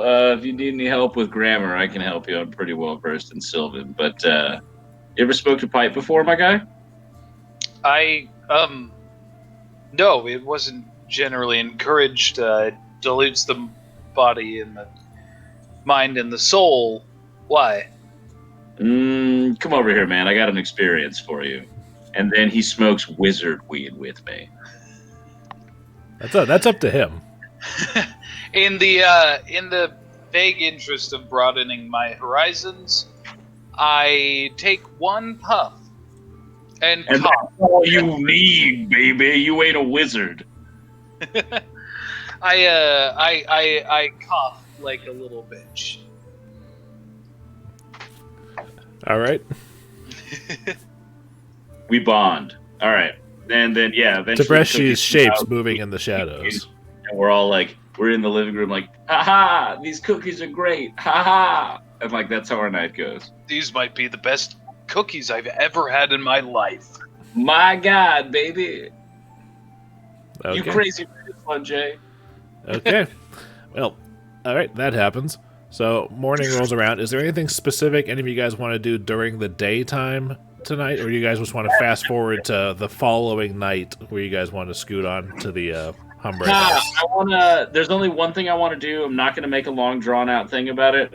I want to go say hi to Laria during the day and be like, hey, I'm going to flip her a gold piece into the tip jar. Thank you kindly. Is there? Well, but I don't know if I've gotten there yet. I'm just going to announce that I'm walking to... Oh, what's it called? Because the nest is underneath. Ooh, excuse me. The nest is underneath. What's her shop called? The Long Roads Coffee House. I tell everyone I'm going to Long Roads to say hi to Laria, and I ask if anyone either A, wants to come, or B, wants to send money with me to throw in the tip jar. Oh, not everyone. Oh, shit. I'm only with Tib'resh. I tell Tib'resh that I'm going to Long Roads and ask if he wants to come with. Having already been up for a couple hours meditating, I will agree to go ahead. Okay, I leave with Tib'resh to go to the coffee house. If no one else has anything else they want to do, I can just do what I want to do while I'm there. I was gonna spend the day. I want to try to run to the market and see if I can get a disguise kit or two, just to try to up subtlety in case we end up around a bunch of Dotari in the future. All right, let me see what I can find for that in the equipment area. Anywhere that I would know to go for that. A disguise kit. It's kind of a general pack of miscellaneous change of clothes, things to make me look like someone else quickly. Well, as far as the clothing aspect, the best place to do that would be Red Roof Market and or the Devil's Threads. I'll run by the Devil's Threads and Right. try to get some, I will let you know that a disguise kit costs 50 gold. Yeah. Never mind, I can't possibly afford that. It's not like a one and done thing, it's a once you have it, you're good on that? Yeah, it's a disguise kit is like having thieves' tools or alchemist tools. You can't have a disguise unless you have a disguise kit, but the disguise kit includes the face paints, the spirit gum, and all that, the foundation. Spirit gum. Jesus. Bummer. Icar. Yeah, because I don't think I got one of those with my starting gear, so yeah, never mind. I've got nothing else to do today. Alright. I'll wait for the squad to arrive. Okay, well then if that's what's going on, is Icar doing anything, or are you just doing whatever? I'm spending most of the day doing the alchemy work. Okay, so then me and Tib'resh, after many long minutes of camaraderie and fun joking, arrive at the coffee house. And Don't forget to pay for the toll. oh yeah, I got you. So that puts me down to 2 copper, but I've still got 128 gold and what looks like 13 silver. And don't worry, you guys can basically just money change between the different denominations. Okay, so we don't have to go anywhere to do that. We can just do that in our inventory. You can, but there are enough money changers in cities that you can just assume that you stop by one while you're out and about doing nothing. So when we walk in, I have Tim grab a gold piece and fly over, kind of hover over the tip jar and drop the gold piece in there. And Laria's like, "What's up, baby?" Like that knowing tip. And then I walk up, so that puts me at 127. And then I walk up and I ask if Tib'resh wants anything specific before I make my order. Wait, how do you still have so much gold? I've been hoarding. Because he doesn't have to buy swords and shields and stuff. I don't think I've bought any, but I've only got 67. I've also sold a lot of stuff to that guy in Icar's. Yeah, he's been selling pearls and jewelry and shit. Yeah, every time I find pearls, I go to the same guy because him and I are building a rapport. This is that smelly elf who comes in here with valuable goods. I don't understand it. Yeah, so I tip her, and then I ask Tib'resh if he wants anything specific because I'm about to order a bunch of stuff to bring back to his place. Because since we're waiting till tonight, me and him are just going to be broing out all day. So I was like, let's go to the shop and grab some stuff. Okay. I'm fairly sleepy from all of the face beating that I took yesterday, so I'm gonna add. By the way, you automatically heal another 3 points of damage from resting. Okay, awesome, because I should be good to go then. But regardless, in spite of since I've been very tired from the last part of the day.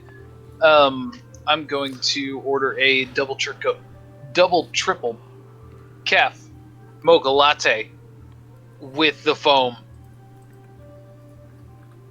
I'm going to do an exceptionally complicated order because I am very tired and I want a lot of caffeine. Well, fortunately, Laria lives next door to a girls' academy, so she's used to the overly long, complicated-sounding orders and actually has several on standby that she just hands you. Okay, so I lean into Laria and I go, I know we're all tight, but I'm really sorry about his order. I just need 2 trays of your freshest rolls.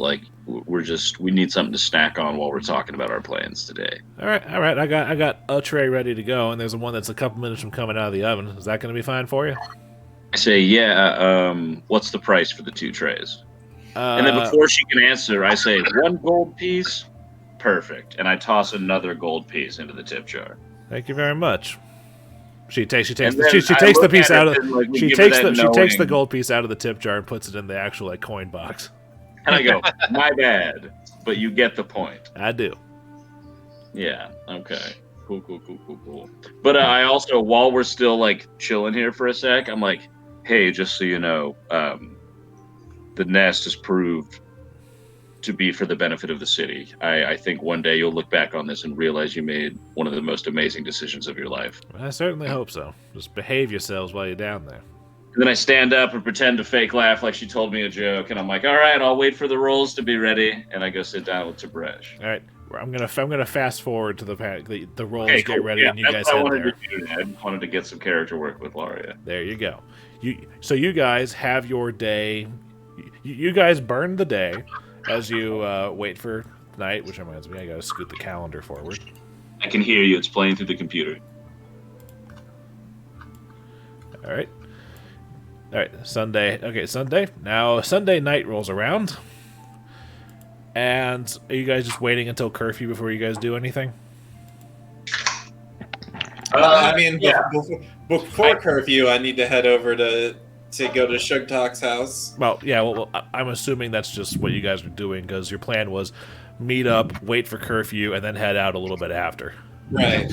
I bro out with Tib'resh all day. I'm All gonna right. pee real quick. I'll be back in like 30 seconds. All right. I'm gonna chill at my house for the day, waiting for sundown. I'm gonna grab a drink and be back in 30 seconds. Okay. You guys all get to Sugtok's. You guys are all getting there basically around 8:30 ish. So you guys well before curfew.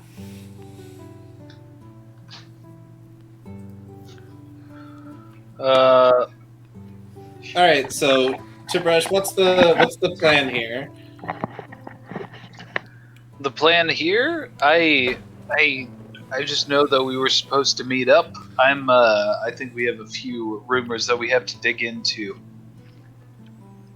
Right. Well, I mean, we're gonna go to the orphanage to try to figure out what's going on with these red jills. But I mean, I'm just wondering if you have any suspicions, any hunches. Like, what do you think is going on? Not particularly, although I'm pretty sure they're run by a woman. That's about all I know. I snap out of my dressed in red. pose and I ask what we're talking about. We're talking We're just- about the red jills and the very little that we know about the red jills. The very Right. yeah. There's stuff out of the orphanage, so that's about It it. makes sense. The building is relatively close to the Devil's Nursery. And it's not patrolled by the Dotari. What do we know Really? about the building itself, Luke? Flickie is aware that it used to be an orphanage / shrine to Eridan, so it was basically a large open building. Yeah, I told you guys that Why when I don't- learned it all. Or when Okay, but so are we talking about a relatively large building? Like, is it going to have multiple stories? It's basically the setup is two buildings. One of them a old church of Eridan that's basically boarded down and everything. It's so old that the bell in the bell tower was taken down and melted for material back in the Civil War. And then the orphanage was the building right next door where they basically just like a big one open room. And Flickie is aware that there's basically like a bridge across both of them connecting the roofs. That's the extent of his knowledge. I assume everyone understands that I've relayed that to them at this point. Like, that's all I know. Yes, in standard role-playing fashion, blah. Okay. Exactly. Exposition hole. Now, what time of day is it when we meet up at mine? About 8 or 8:30, depending on how long it takes people to get there. In the morning? PM. PM. Okay. Did I say in the morning? If I did, I'm sorry. No. No, it's curfew time. Yeah, so So we're arriving at curfew Yeah. at my place. a little bit before curfew, so early enough that you're not going to be accosted for still being on the street. How long are you guys going to wait before you start heading out? Are all of us there, or what's the deal? By with this that? point, all of you are there. Okay, well then, before me and Tib'resh get there, me and Tib'resh are walking up to Sugtok's to meet up, and we're like laughing and having a good time, and like Tib'resh is like actually showing emotion, like happiness and stuff, and like Sugtok sees that, and then I want to hear his reaction because we're like walking up, like, oh my god, like having a good time, and Sugtok's on the stoop, like smoking a cig or something. What an amazing joke, Flickie. A reminder that Sugtok's apartment is on the second floor. He's on the balcony smoking a cigarette. Doesn't have a balcony. Yeah, He's smoking a cig out the window. Jeez, I'm trying here. He's smoking a pipe. I'm out on the porch having the like ceremonial battle axe pipe. Okay. Like, oh, glad to see y'all had a good time. Tib'resh, how was the morning shit? We look at each other, and I whisper something into Bresh's ear, and we both bust out laughing. Oh, you wouldn't understand my friend's joke here. It's a private joke between both of us, but the shit was terrible, as usual. His shit. My shit was normal and well balanced, as usual. I'm glad y'all had a good time. Well balanced? Well balanced, yes. It's some balanced shit, man. yeah, it's Small man could have run on it like a log running competition. it was equal all the way through. No. I want this explained. How do you balance it? If you good high protein and a high fiber diet, you have good poops. Icar. It's just part of it. Icar, see here in the lower parts of town, to determine worth, occasionally you will need to balance an item. There is a post made for it. It has a slight spike at the top. You set the item on top of it. Waddle, it's balanced. I pretend to slap Tib'resh in the nuts, but I stop before it happens, and we both go, oh, and then we go, ha ha ha, and we walk inside. Okay. All right, now we're good. Now we're good. I dread learning more about some parts of the city every day. We're fighting to protect the city and all I gotta of its be weird honest. customs. Boarris, I lived 8 years on the streets on my own and never saw anything like that. You hear shit about your life every time you talk about it. And now you know why I didn't want him sleeping over. Because he used to be on the Why? street. Because Like, you are you afraid have a of stigma against that? I just don't want to deal with his spike of balancing. That's fair. Okay. Somehow balancing turns on a spike just Now, became if the four of us could focus. Yeah, for a now that moment. all the poop and camaraderie is dealt with, let's talk about what we're doing. We want to sneak into the facilities. Icar, was that the idea? Yes. I'm not great at that. Neither am I, even though I like to pretend I'm good at it. Well, luckily we'll have the cover of night, although that won't help us much because the tieflings who will be watching guard can see in the dark. It may be best if one of us who is a little bit more sneaky goes ahead to figure out where the best way to get into the building is. You're the sneakiest one, man. We all suck at that. Once I find an open window or something we can use to get in, once we're inside, I'm not too concerned about it because I get the feeling that in order to neutralize this gang, we're probably going to be knocking a lot of heads in. Is there an alleyway near the front that we could possibly go under the notice of these tower guards? From what I understand, the building itself faces towards a large patch of like park greenery. As a small minor point, all of those park greenery things on Temple Hill are graveyards. Oh, I see. But the alleys between... Are there alleys between the orphanage? Like, are there things to the sides of the orphanage, or is it just the one? There are alleyways between the orphanage. Just like I told you, Flickie was aware of a bridge that goes over the alley connecting the roofs of the two buildings in question. Why don't we just go from that roof, Icar? So you're saying we go between the two buildings, toss a rope up, and climb onto the causeway? Or do you Well, want to there's- climb a nearby building and make the jump? Flickie told us there's the bridge, right, Flickie? Indeed. The bridge is it's a skyway between the church and the orphanage proper. So all we have to do is get up through. Is anyone in the church? Is it equally? We don't know. Yeah, you guys don't know from here. Perhaps we can scout out the church quickly before nightfall. If nothing else, it's close to where we need to be. It's right next to where we need to be. And if we can get to the roof, we can easily run across. I mean, if you're not concerned about being seen by a possible Dotari patrol, sure. They don't watch the orphanage Well, particularly. no, but they'll be watching all of the streets right as curfew is about to start.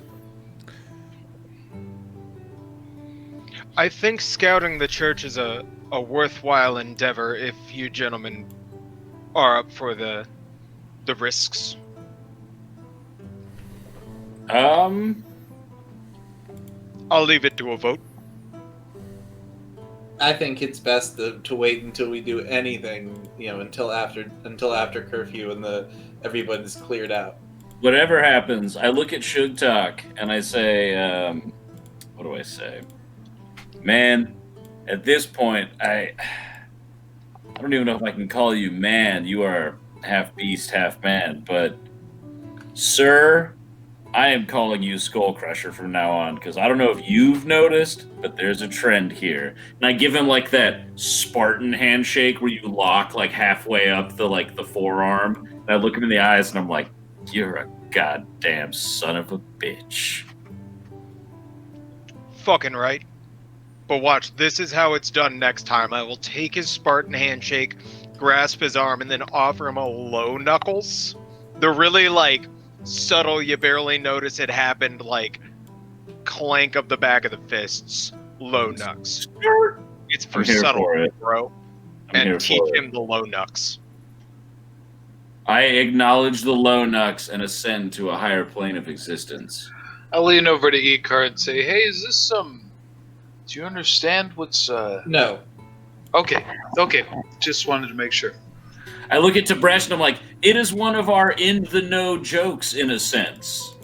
Ah! I wink and do a He does it oh, very got forced, fingers, but like he's The Rock pretending to be in a movie role that he's not funny. Like, ah! Alright, so sundown, and we go to the hideout. That's the plan? Sundown, we go to the church. We'll poke around the church. If that seems like a better way to get into the orphanage than the orphanage, we'll do that. But, we won't know until we actually do some poking around. Alright, so we got about, half an hour? Ish. You gentlemen want something to eat while we wait? I've got some dried meats in the other room. I say, surprise, motherfucker, and I pull out the equivalent of this time's Tupperware, and me and Tib'resh go, we made so many cookies! And we, rip off the tin foil, and we got, hella cookies. I don't know if eating... So I'm assuming something like this, if you wind up eating right before, and then you receive the call of nature, it just seems like a bad idea. in the middle of Icar talking, I'm gonna go, and grab 4 of them and just power fist them into my mouth. I wish I could sound cap that as a text tone. I am going to conservatively eat 1 cookie and comment on Flickie's cookie. Flickie, this is... Well, it's certainly a cookie batter with chocolate chips in it. This is not bad. Can we have him roll for how good these turned out? If he wants to. Please. I'm gonna do it. What's my bonus? What's the skill check? Craft? This will be craft. But I only have craft book. Yeah, you don't have craft cookies. Motherfucker, 17. They're not bad. They're not quite as good as. How about this? They're not gooey in the center, but the entire cookie is chewy except for the chocolate chips. What? We cooked these in an oven. We did okay, Flickie. You should be proud. You didn't With a cook- mouth full of cookies Yeah. that is spitting out chocolate chips as I talk, I think they're fucking delicious. It does that anime cutaway where I'm on the other side of the room and like I have like the sadness lines and there's a purple background and you guys are all talking about how the cookies are like, Icar will take one cookie and he'll put it in his pocket, possibly to eat later. Okay. all right, cool. Wait, stop. Was anyone... Shit, I meant to talk to Vendelfek while we were at the inn yesterday. Damn it. Or the coffee house. Oh, well. Whatever. It's not like he's going anywhere. Yeah, that's true. Okay. He's got his Well, work. then, we eat cookies, we chill. Is there milk in this apartment? That is up to the owner. There is a little you may want to check. How good it is, I'm not here very Okay, much. I give it a I sniff. outright refuse the milk regardless of what condition it's in. I remind you guys, refrigeration isn't exactly an in every home type thing. Okay, no more milk. No, we're not going down this road until I can I haven't summon seen the milk. man in a few days. We'll get a summon Also- milk. Just real quick, Vendelfek likes to have a horde like any other dragon, right? Yes. You said the jawbone that I had a golden tooth. Yeah. Can I, in the process of having made my necklace, can I break that golden tooth out of it? Absolutely. I'm going to take my silver raven out and say, give to Vendelfek, tell him it's from Boarris with love, and I'm going to put the golden tooth with that message and send it to Ilaria to give to Vendelfek. All right. I hear him typing, or not typing, saying this out and I say, don't forget to request a return message or the raven won't come back. Well, he sent it to Laria, and Laria knows. Oh, Laurie knows. Okay, cool. Cool. That's all I wanted to do. I just want to send him shit for his horde. All right. After 15 minutes, your raven returns.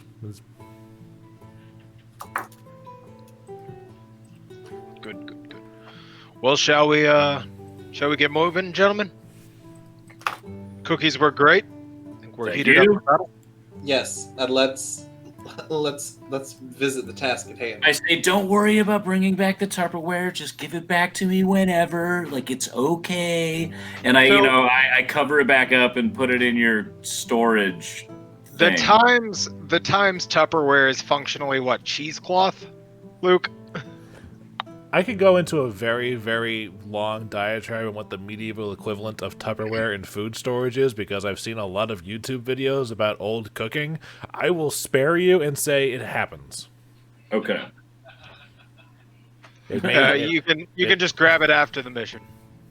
Icar, take me to church. Take me to... Oh, sorry. It's okay. Sure. I was thinking it, Dillon. Just stay close and stay quiet and don't fall too far behind. All right. All right, let's roll. All right. How stealthy are you guys being? Well, I guess we much have to roll like for it, him. aren't we? Well, while you guys are stealthing, I'm going to take you guys over to the map of the area in question. It's the lower left part of the map. Are we rolling stealth now? Is that what's going on? Yes, you are. What's I that? am nothing. So stealth is untrained, so I Holy can shit. just add 0 to it. Yeah, it's untrained. You can just add 0 to it. Awesome. Nat 20, baby. Okay. 22. Yeah, I got 23 with a nat. Oh. All right.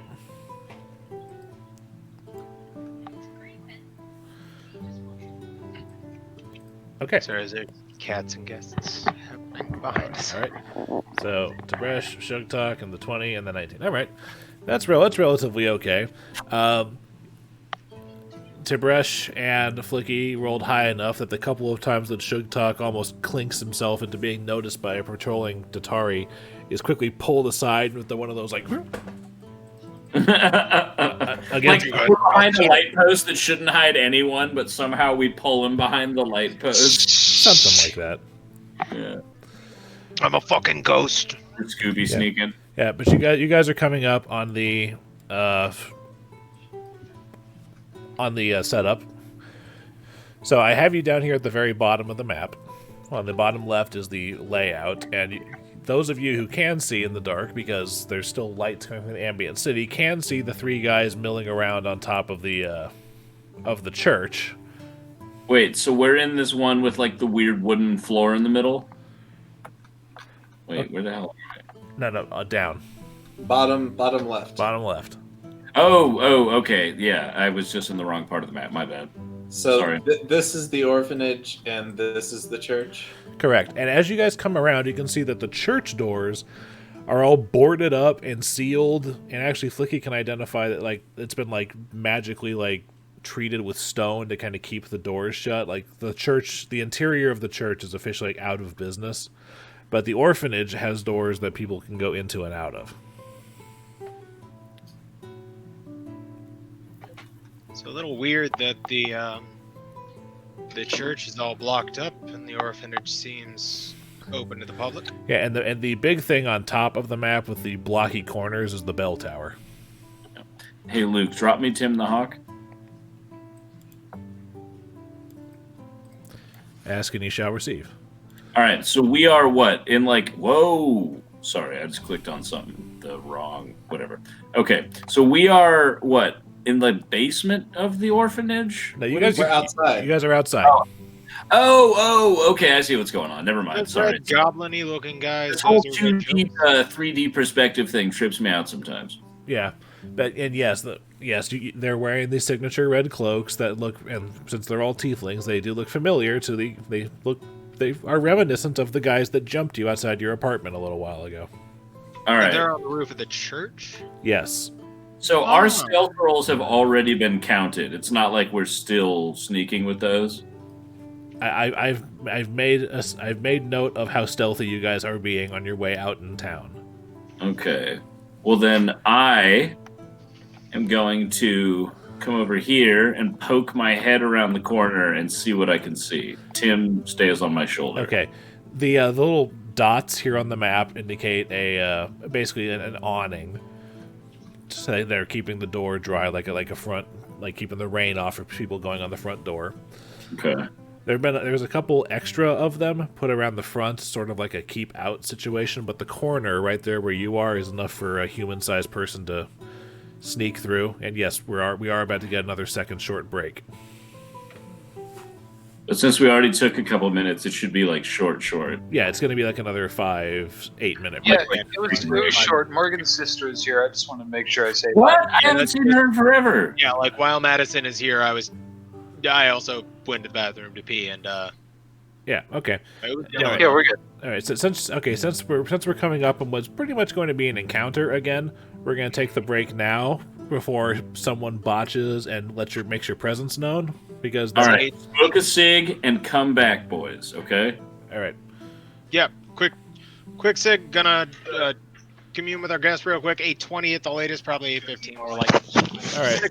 But hey, so real quick, Luke, you don't have to tell me what the effect is so far, but because I'm moving and doing the stealth thing, I'm sending Tim way up in the air to kind of like spy on these dudes and like see what the dealio is. Because obviously we can't see all these guys because we're on the other side of a building. Yeah. So I'm sending Tim up to spy and like kind of because he can come back and The way you're trying to use Tim, he can't just come back and describe what he sees. He can't. Oh, because we don't have that yet. Okay. Yeah, I'm not even sure if you do get that in this edition. I know that's a thing in like 5th edition, I think, where you can actually see through the familiar's eyes. But I'm not sure if that happens in Pathfinder. It's just a way of... You can get it as like a familiar archetype ability. Yeah, okay. What if? So we're trying to see if we're able to sneak into the bottom of this building right now. Wait, real quick, before this next conversation, I want the last thing with Tim the Hawk. But he sees people, and him and I have this emotional connection, so I can tell that there's at least people. Yeah, yeah. If the Hawk feels apprehensive, you would know that he probably sees something he's not entirely comfortable with. Okay, cool. So I'm gonna tell, after that. It's in a couple levels. At level 5, you gain the ability to. It gains the ability to speak with its master. Okay. Yeah. But either way, I come back and tell them that there are probably, a couple dudes on the roof of the next building. And then what was Sugtok gonna say? Are we just seeing if we can sneak in and get up to the crossway? Well, we don't know if the church is locked yet. The church is all boarded up and stuff. Right, but this is the front door to the church, right? To the orphanage. Oh yeah, that's the orphanage. Let me try something. These last few days I've been practicing a new spell. It may come in handy for us. I'm gonna sneak up to the corner and use the cantrip I just learned, open close, to try to open the front door, and just without, like, from the corner without them being able to see, just and try to flick open the door. The door opens. Does it open outwards to where the door may obstruct us? No, it opens inwards. Can I tell that it opened without, like, peeking at it? Well, you said you were peeking around the corner to do it, right? Yeah. Okay. So get it open, poke back around, and, like, gentlemen, the front door is open and unlocked. If we can sneak into it, we may have a quick way in, free from prying eyes. I agree. I have no qualms with this. I kind of sidle up to him like Shaggy would, and But Tim kind of comes up like Scooby-Doo. in case we get into a bit of a scuffle, y'all mind if I get into skull-crushing form?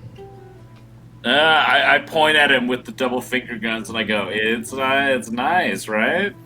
Door opens like that. I go, it's nice, Okay. right? I calmly suggest we should assess the threat before we go full out. I also Well, calmly suggest we always should have change it. Tib'resh in the front. But it's hard to get there if we're already in a battle. So if we anticipate it, it may be well for me to prepare. Let me These guys see. do know Let that me I see. told them about the enemies on the roof of the next building, right? Yeah, let me We see. heard you. I'm going to go and peek around this doorway and see what I can see. All right. That was a Perfect good, amazingly timed fucking Yes, door squeak. Yes, it was. I do my best. All right. All right. While this is happening, I just have one quick question before I move on with it. Roger, are you going in as Icar, or are you going to sneak away? I was literally typing something up for you just for that. Okay. You're trying to sneak off?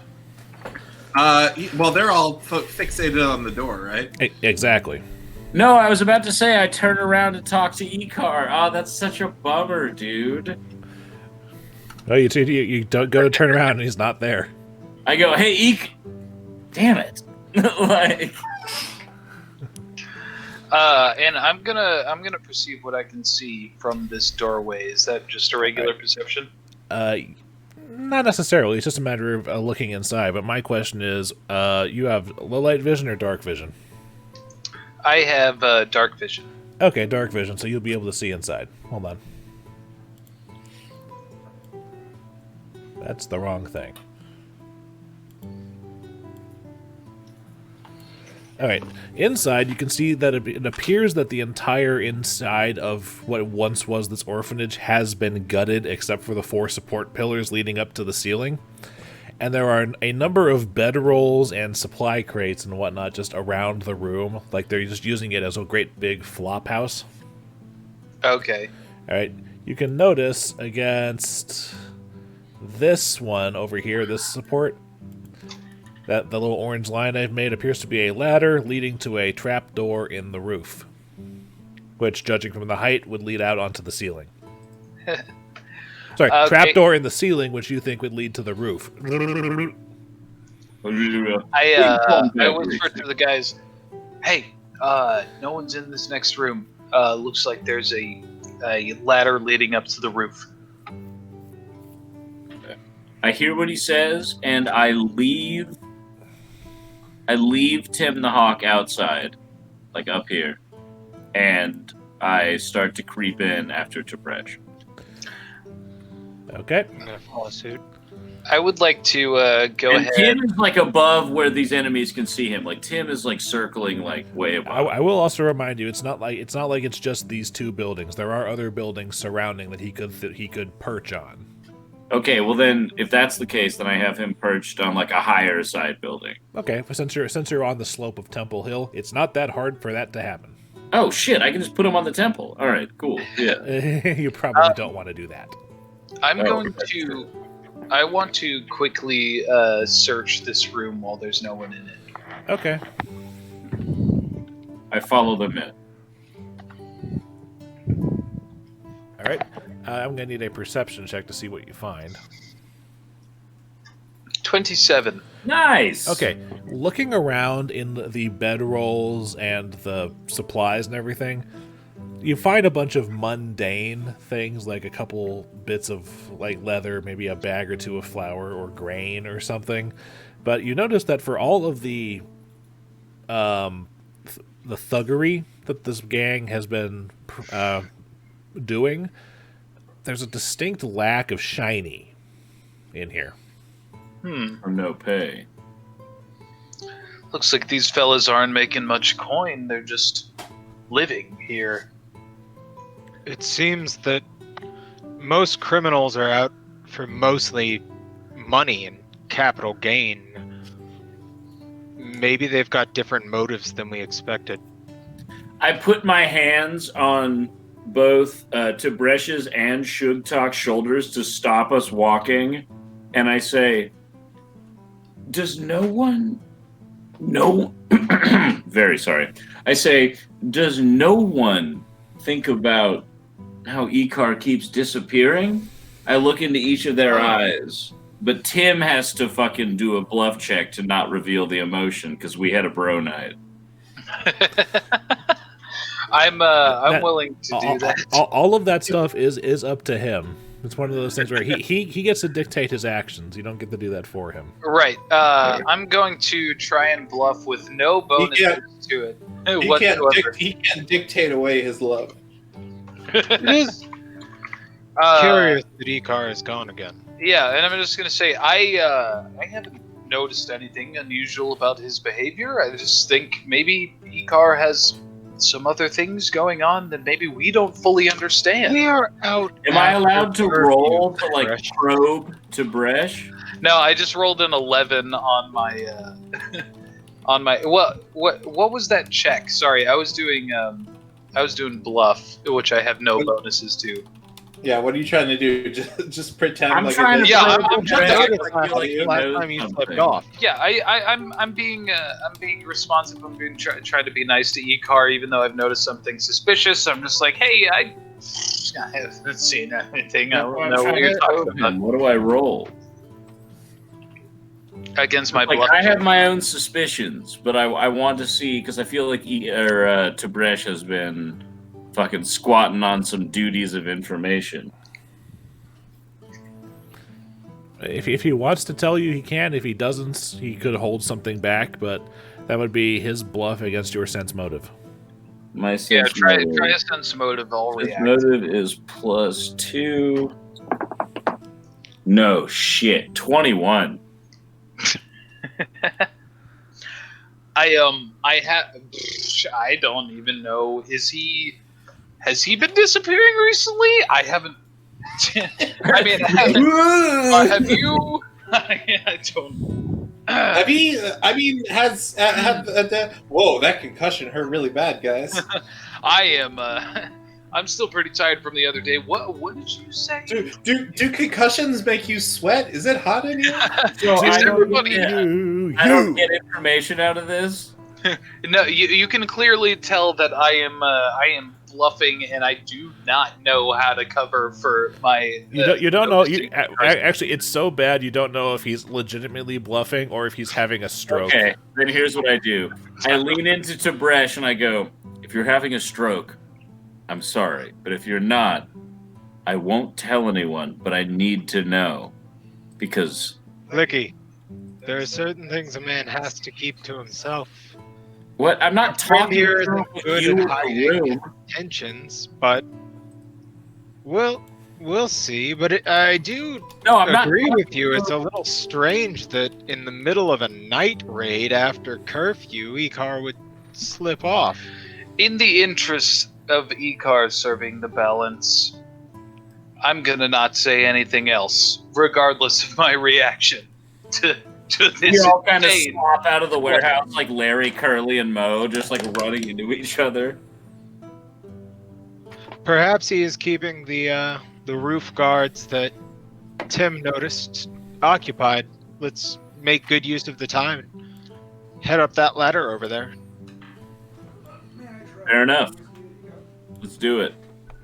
I go for might have been- actually, I go for near the ladder because I feel like our big boy should go up first. Yeah, He can take a concussion and still keep going. in order to avoid the stern line of questioning, I'm gonna go and awkwardly check up the ladder. I'm going to crack open the trapdoor that I assume is at the top of it and take a peek out. All right, make me a perception check for this. Wait, where? You're not near the ladder. Where are you at? 23. The ladder is the little orange dash on the line on the Oh, map. okay. I see what's happening. So I that's was running behind going, next. Okay. Well, 23. As you peek out, and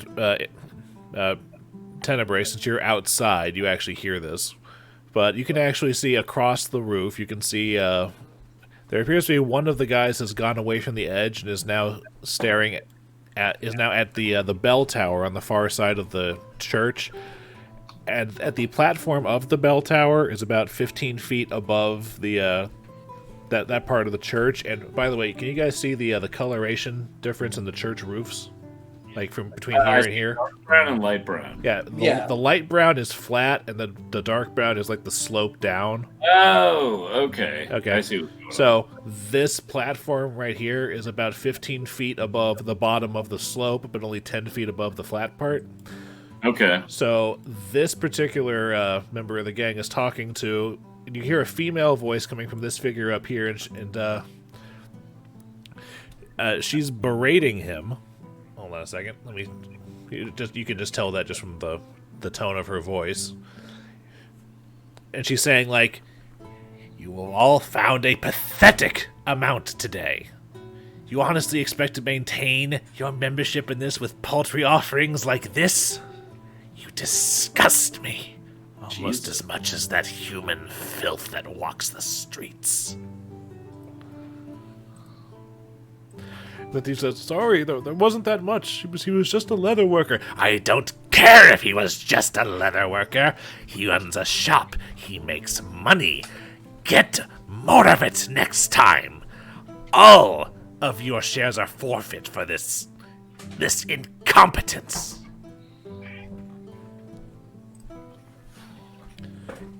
And then she just kind of huffs at him before turning around.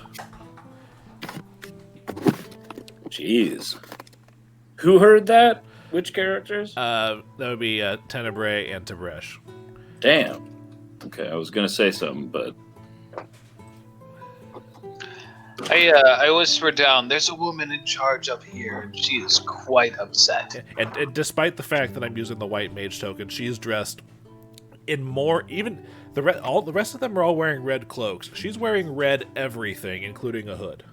Okay, can I tell what type of units these guys are? Do I have an idea of what they're wearing, what they have on them? They look like they're similarly outfitted to the guys that jumped you.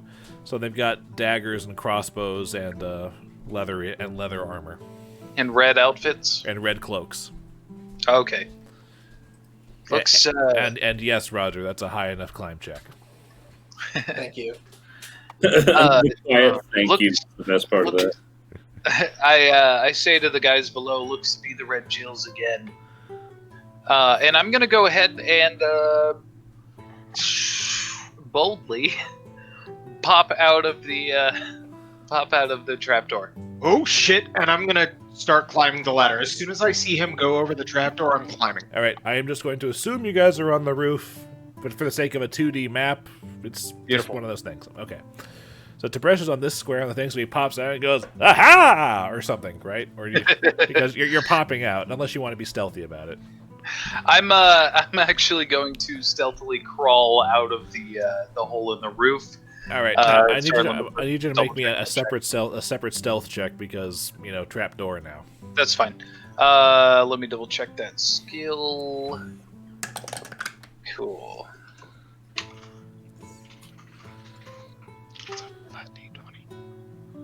God damn it. 11. Well, as you get out of the trap door, you can see the three thieves are kind of like looking up at their boss, and just kind of like focused on her or whatnot. And as you pop the trap door open or whatnot, it as you try to slowly sneak out of it, it suddenly closes. And this thief that Icar is just around the corner, or Tenebrae is just around the corner from, turns around and says, "Who's that? We got intruders!" And initiative. Am I up the ladder? Can I be up the ladder?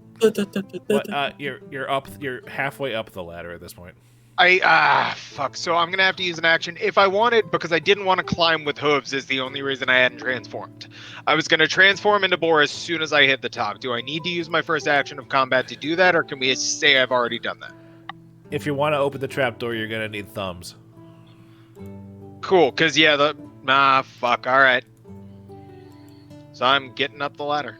Okay, what the fuck? What the, Bummer. what the hell? 3 copies. Nope, let's try that again. Hold on. You know what? I can probably just get all of this, and there we go. All right, initiatives.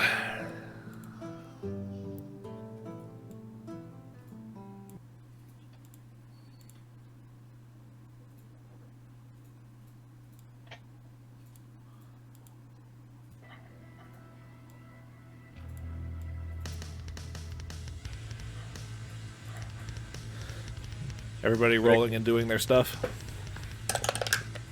Yeah, I set mine. Yep. Okay. Okay. Done. Some good double bass going on in this You're one. muted, by the way.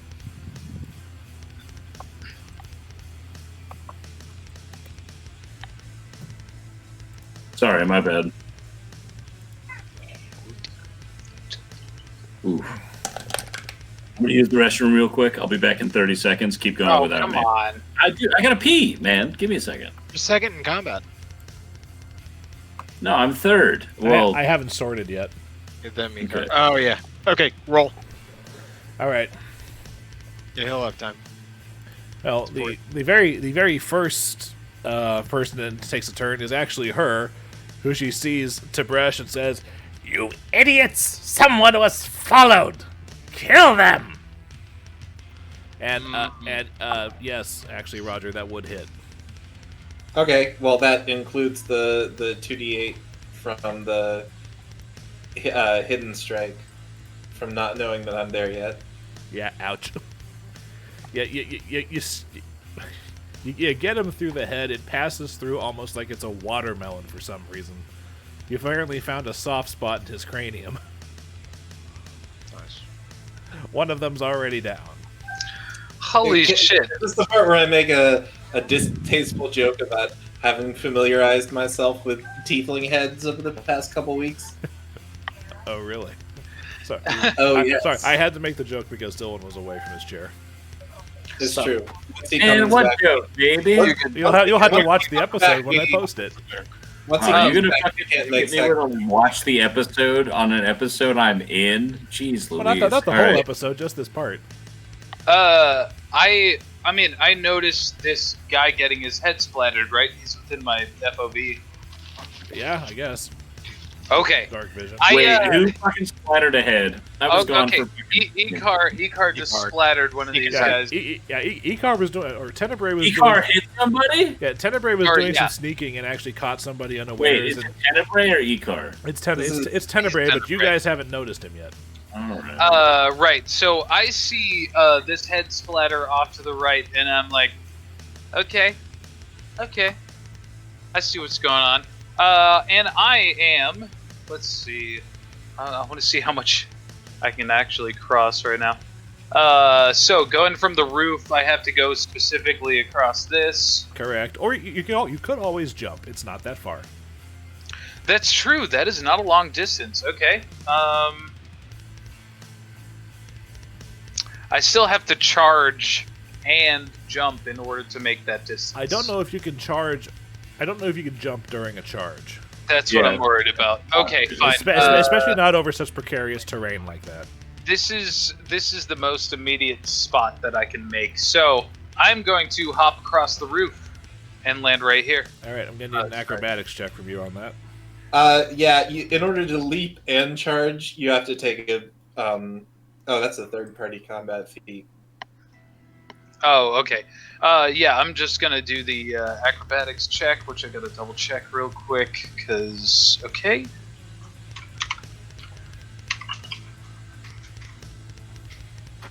Come on. 23. You make it. All right. I easily leap across, and I'm going to. Can I take any more actions?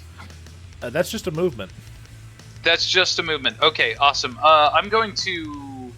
I'm just gonna fight defensively. Okay. Yeah, I'm gonna take a proper snake form stance and be wiggling constantly like this. That's my fighting defensively. So you're like the fucking dancer guy at nighttime from Majora's Mask. Yes, that is exactly what I'm doing. Or like I'm moving like Baracus from what is that? Mortal Kombat. Baraka from I'm Street moving like Fighter. Baracus, where he's got the wiggly like fucking shit going on. That's exactly what I'm doing. Interesting. No, that's Interesting fucking, save. that's Voldo from. Voldo from Soul Calibur. Voldo. From one of the fighting games, the guy that moves like a weird ass snake Yeah, with spikes on his yeah, fingers. that's Voldo. And yeah, he's using katars and everything. All right, Tenebrae, you're Luke, official. if you don't edit out me fucking that up, I will end you. Okay. Icar's not there. Tenebrae is gonna fish into his pack and is gonna pull out an alchemical tincture and take a sippy. Okay, you take an alchemical tincture. This is a dose of snake tongue. All right, what do? Once during the hour-long duration of the concoction, he can take a swift action to spit on his weapon and apply Blackadder venom. However, during that 1 hour, he takes a -1 to his fortitude saves. Okay, I'll keep that in mind. But you're staying behind this little box here. Yeah, move action to pull out, standard action to drink. Yeah, which by the way, this is like a steeple or whatnot on the church, but it's not the bell tower proper. But if this small little box gives him enough cover to hide behind. It definitely does. It's like it's the point of the church. So yeah, he's gonna stay back there. So far, he hasn't been revealed. All So right. he can probably get another full hidden strike off if he can act swiftly. Theoretically, well, these guys are going to be like, all right, this is our turf. Have at you! And this one charges at you with his dagger. Oh, shoot. He does not hit because that's only a 15 to hit you. Yeah, that's what I thought. No, sir. All right, and the other one from his spot over there on the side is going to shoot you with his crossbow. Yeah, that's even lower. So that was a fun first turn. All right, Flickie, you're up, and Shuktok's on deck. Okay, question. How tall is this ladder? It appears to go up about 20 feet or so. 20 feet. God damn it. Alright, so from me to the ladder is 25.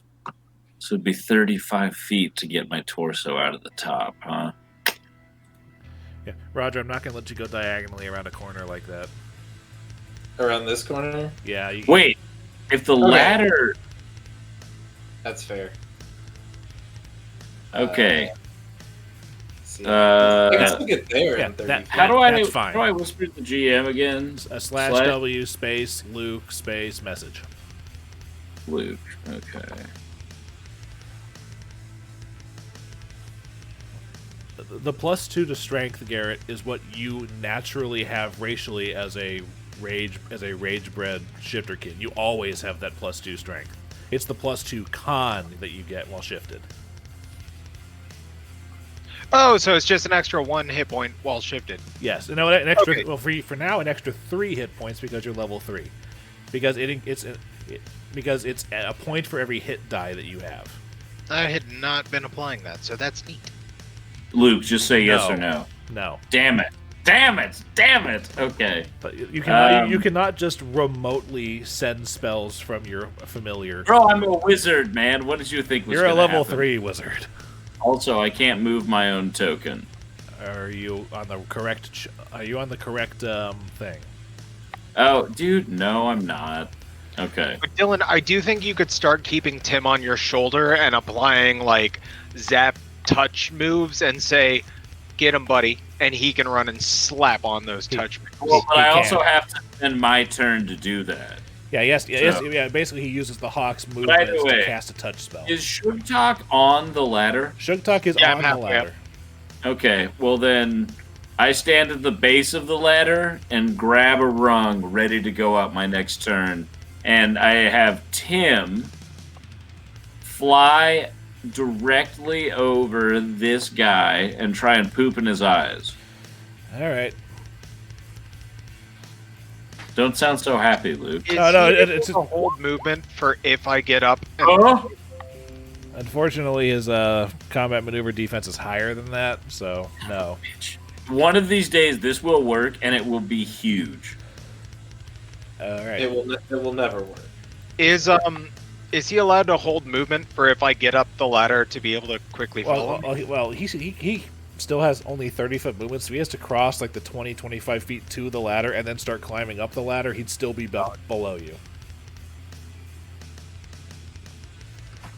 Off. All right. Your turn. How far up the ladder am I? You said I was about halfway. I'd say you're closer to like 15 feet, so you've got like 5 feet to go, and then the latch. All right, so I'm gonna climb up and try to get through the hatch. Do I have to roll or anything? Nope, the hatch is unlocked. Cool. I'm Leave gonna it push it all the way over and make sure it doesn't slam closed on us this time. I'm gonna open it all the way shut. Easy to do. Climb up, kind of put my foot down on it, make sure it's stuck down. Okay, it And is. then, how much movement speed do I have left then? 20? Yes, because there's the 5 feet to go up the ladder, and then out the hole onto the roof would be like another 5 feet of space. If I run and try to jump, I can make it to about the edge of the slope if I roll well. Ish. Yeah? Yeah. Well, like the front edge of the slope, I'm right? coming, buddy! D20 plus O. What is my... I think my acrobatics is 3, because it's just... Skills, acro... Oh! Well, fortunately, it's not a high number. Ranks. I've got 2 ranks in acrobatics. Plus your Plus my dexterity. dex mod. Yeah. It's a class skill. It says plus 8. Yeah, it's probably a class skill for you, so you would get that automatic +3 from being trained in it. 11. You're able. It's not high, but that's what you needed. Yeah. All right. Oh, Well, I fucked shit, it up, dude. but I'm coming, bro. And like, as my feet catch the edge of the slope, they're gonna kind of cartoon, and then I'll make it up to. Yeah, you get here with the rest of your movement. We're there. Yeah, you're still kind of on the slope, but you're good. You're That's good all for- my movement, and I'm gonna say, let's get to it, and I'm gonna go into boar mode. Okay, that happens. I will adjust your hit points for you for this. That's what, plus 3? Yeah, you're now sitting at 28. Lovely. All right, that's your turn. I'm gonna use a free action to say, "Come and get me, fuckers," and Oh. kind of bash at my shield. Okay, it's her turn again. I promise she's in the initiative order, and she's just like, "Come and get you, you say? Human filth!" And she holds her hand out to you like this, and it starts to glow bright orange.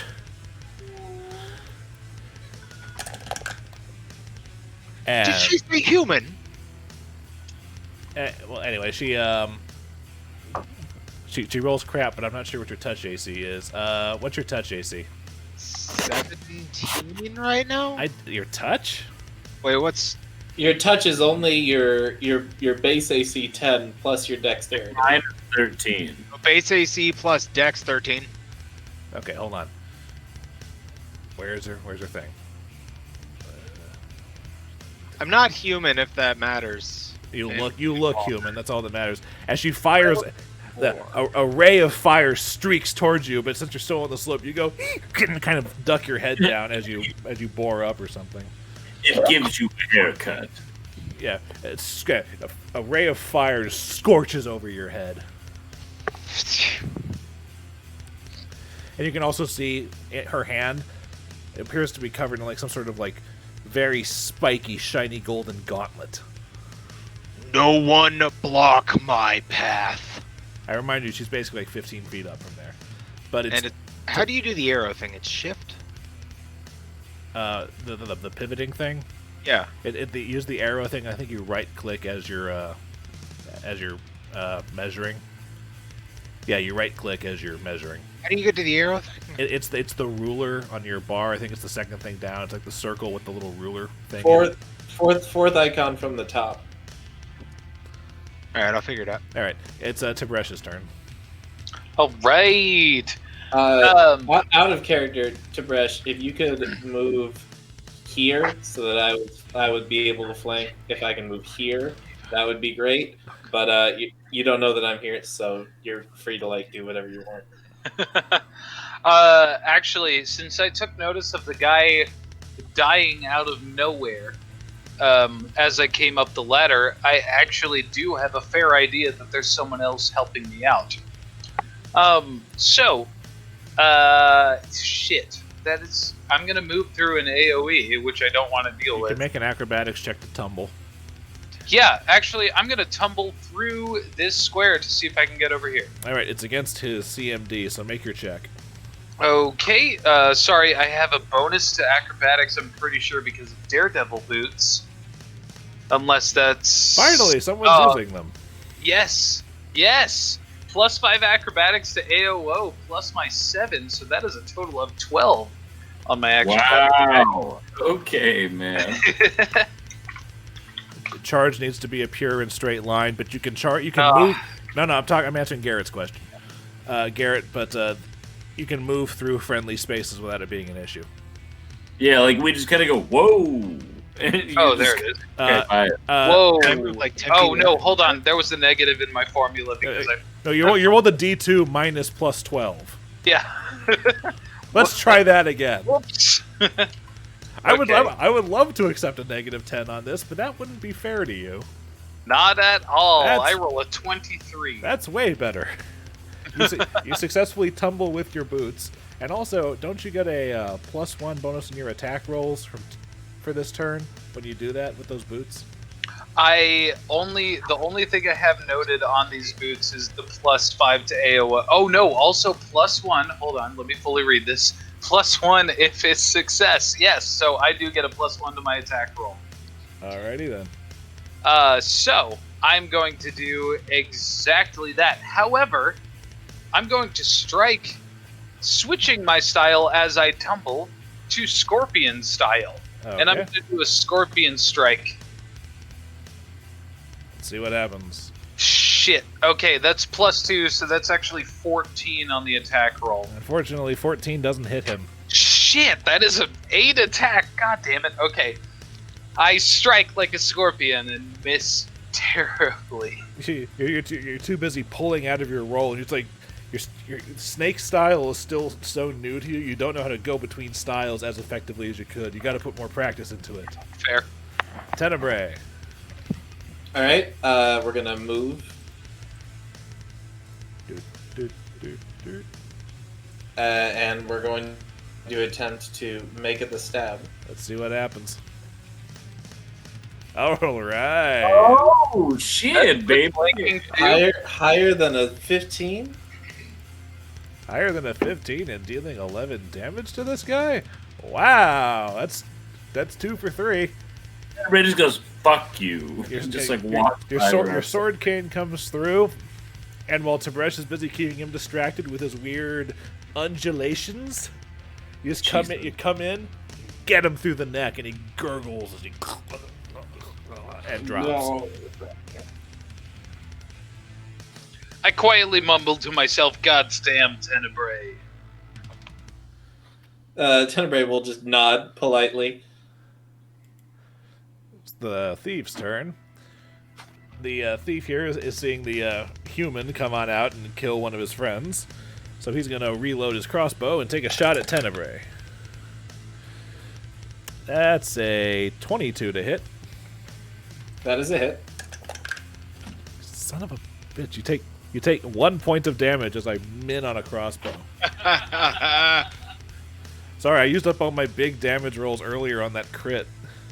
He's clipped by a crossbow. Yeah, it's a small little across your arm. You're just like, ow, it stings. Owie, cause owie. Yep. Okay, Flickie, who I imagine is going up the ladder for the rest of his movement, and Sugtok's on deck. For the rest, ladder. It's a 20-foot tall ladder, and you got basically just on the ladder, so you're like at the 5/10 foot mark. Okay, so I can go like 10 feet up, and then I've got like what, 20 foot of lateral movement. Yeah. And also, in answer to Garrett's whispered question, I remind you that she's technically 15 feet higher than the roof because she's on the ledge of the bell tower. Okay. I have Tim swoop past her and try and shit in her eyes.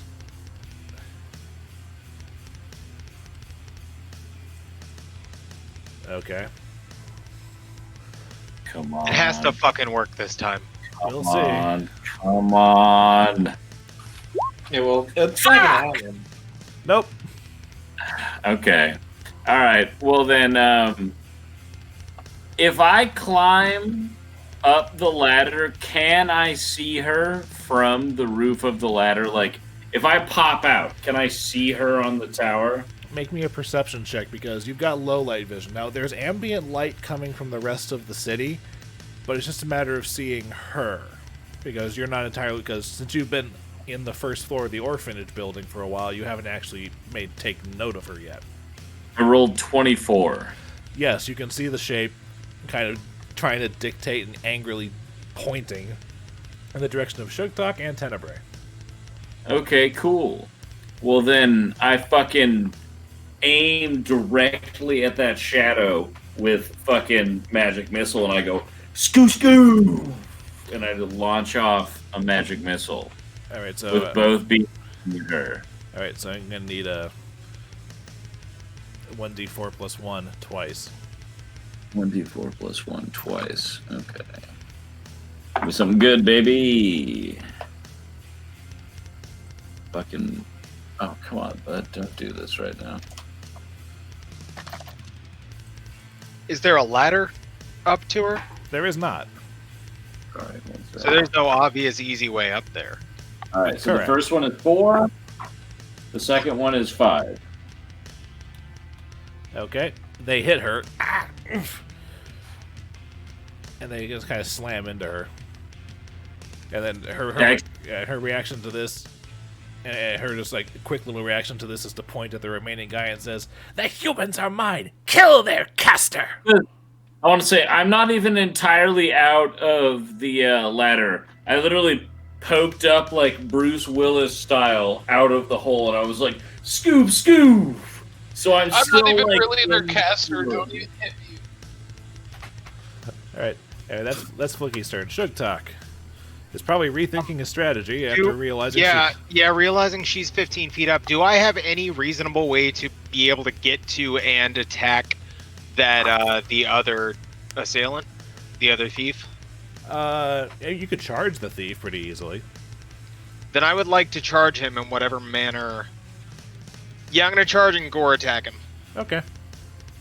So roll d20. Now this is going to be a +2 to your attack roll, and you're going to have a -2 to your AC for the rest of the round from charging.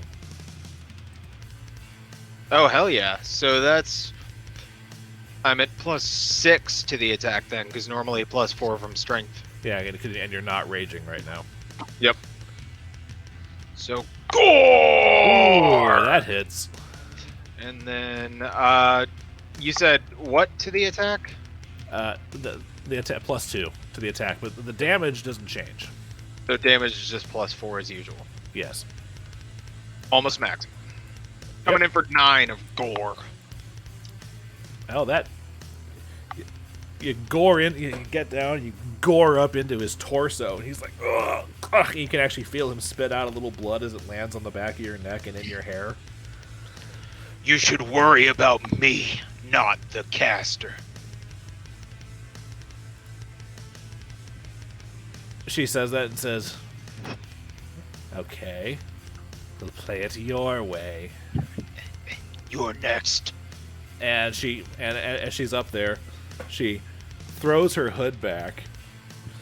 And she appears to have, she has long ears, very, very dark gray skin, a noticeable scar crossing the entirety of her forehead, bright rose red hair.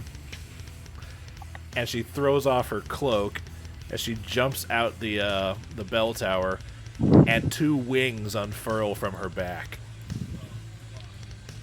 Oh. What the I fuck? kind of woman.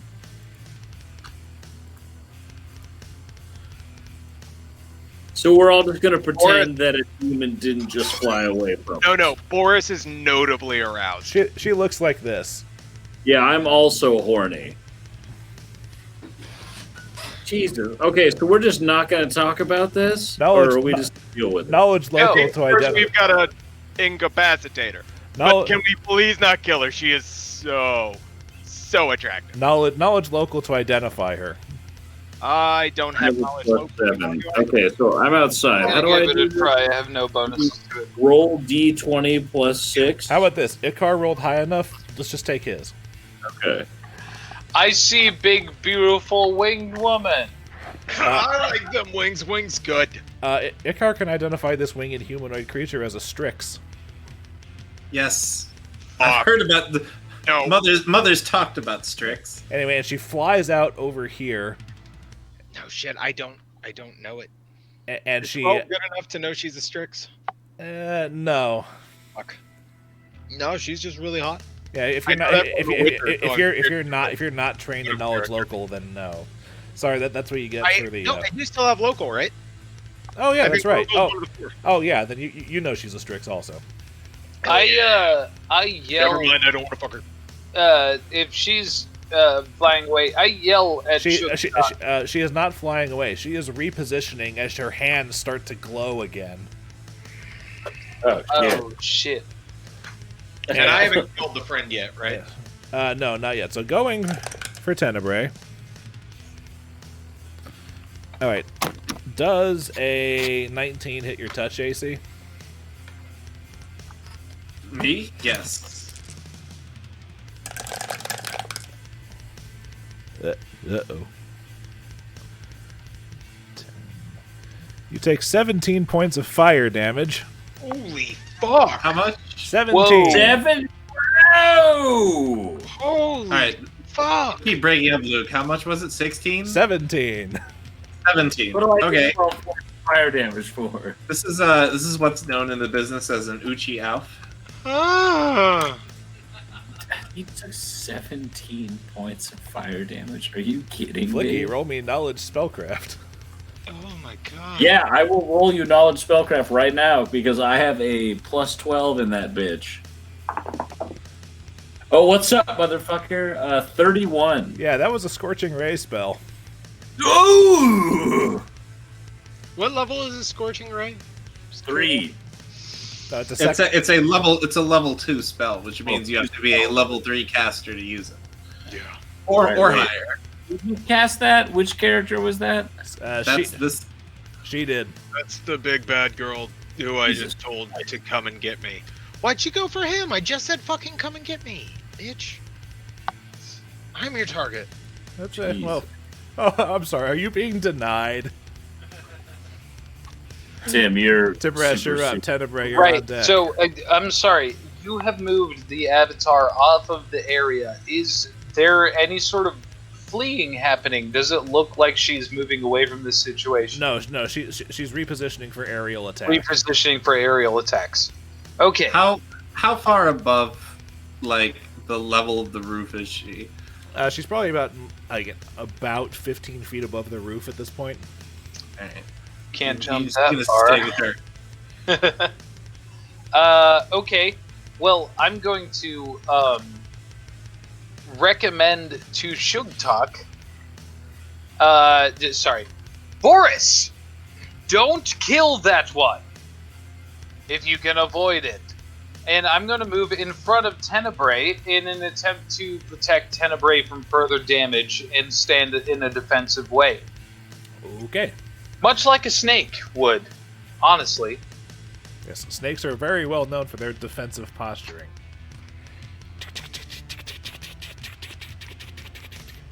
So, Tenebrae, it's your turn.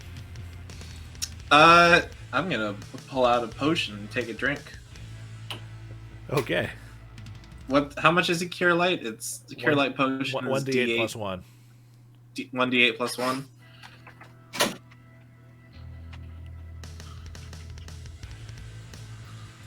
Since they're secondary attacks, they would if you attack with multiple of them, they would take the penalty. If it's the only attack you make, it's just fine.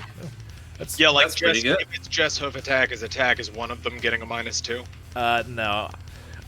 They both swing in it normal.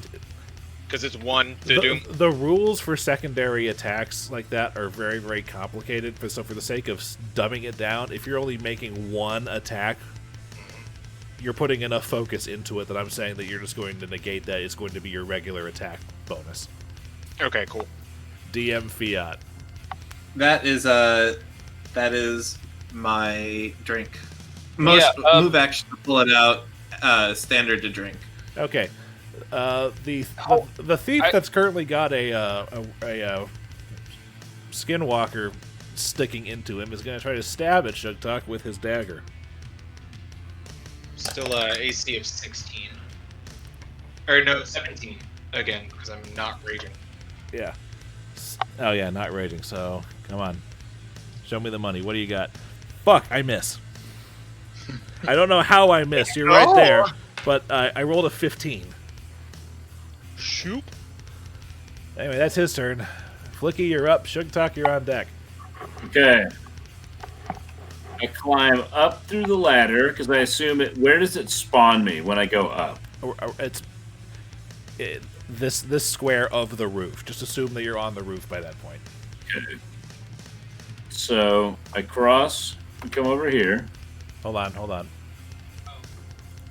Sorry, proportionally, that would put you on this part of the roof. Yeah, because you can't go straight like that. There's empty space in the way. My bad. Okay. Do I have to go back? You go here. Yeah. If your group is 30. Fine. Okay. There is a steeple between you and her right there. Oh, there's a steeple. That motherfucker. Yeah, that's what that 10 by 10 room right there is. Son of a bitch. Okay. Well, then this map indicates two-dimensional thinking. I get it. Well, then what I do is I use my second movement to go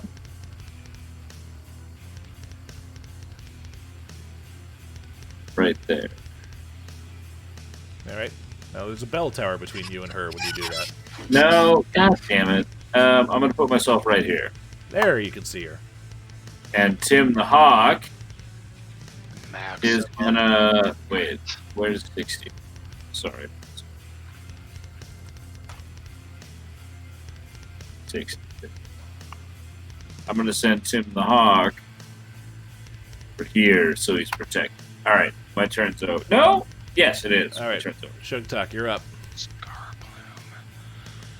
I'm going to look over at Tib'resh and say, I expect compliments. And I'm going to say, go to sleep and try to non-lethal punch the gangster in front of me. Or What? hoof attacks. Hoof Kick him attacks off on the guy in front of me. 19. I recommended he do it just You in said case don't this kill him. lady escapes. I'm gonna tell him to try and keep it chill on this guy. And I said, fine. Sleepy time. And I'm going to go for the hoof attacks. A 19 to hit with the hoofs. You want me to roll twice? This could still kill him. Well, here's the thing. It's non-lethal. yeah. I specifically indicated this is you non-lethal. can't do You that. can. Yes, You can. You can Yeah. you can declare a normally lethal attack is non-lethal by taking a -4 penalty to the attack roll because it's not how the weapon is supposed to be used. Oh, right. That being said, the 15 does not connect. Oh. Okay, so can I roll again for my second hoof attack, or was Yes. that for both my? My second hoof attack. The two hooves are made at a single attack because that's how some natural weapons work. It's complicated. So if it's a +4 Oh, with well, a if so, it's a -4 to hit on all of this. yeah, so it would just be a straight And D20. I'm going to roll. be trying to non-lethal, but I will go full attack. So I will go gore, hoof, and then both of the hoofs will be at a minus. Yes, Two. and the gore will be at a -4 as well. Yeah, so the gore was 15 to hit, which doesn't hit, and then 2 at -2. So no. That one hits. Okay, so go to sleep, and then that's a roll D4 plus. It doesn't matter. He has 1 hit point left. Whatever non-lethal damage you do to him is enough to Oh, knock him thank out. Christ! So thunk. And I'm gonna 5-step closer to them. Okay. The wrong thing. Seeing this, I smiled proudly. All right. Her turn. Sugtok's about to get obliterated. Or maybe Tib'resh. I don't know. This is scary, dude. Maintaining This one doesn't know anything. maintaining the 15-foot altitude here. I am now going to need to check something, but I know for a fact I'm going to need a reflex save from Tib'resh and Tenebrae. Oh, reflex save. I'm pretty good at those. You're gonna roll like a 5. It's like, no! Oh, thank God. Shut the fuck up, Dillon. You're like, shit, don't you fucking put that evil on me, Ricky Bobby. Do not. I need good rolls occasionally. Where are you? There you are. Yikes, I'm only a couple spaces away. That means whatever you guys are getting hit with, I'm glad I was right out there. Uh-huh. Yeah, the two of you are getting hit in the footprint as she puts her hands... Oh, right, footprint. As she flies over you guys, this is where she is when this happens. She has the rest of her movement after this. Wait, this is a flying woman? Yes, it is. That's what the wings are. Right? Oh, Yeah. Jesus, yeah, we talked about this. I'm so sorry. I was like, skirt!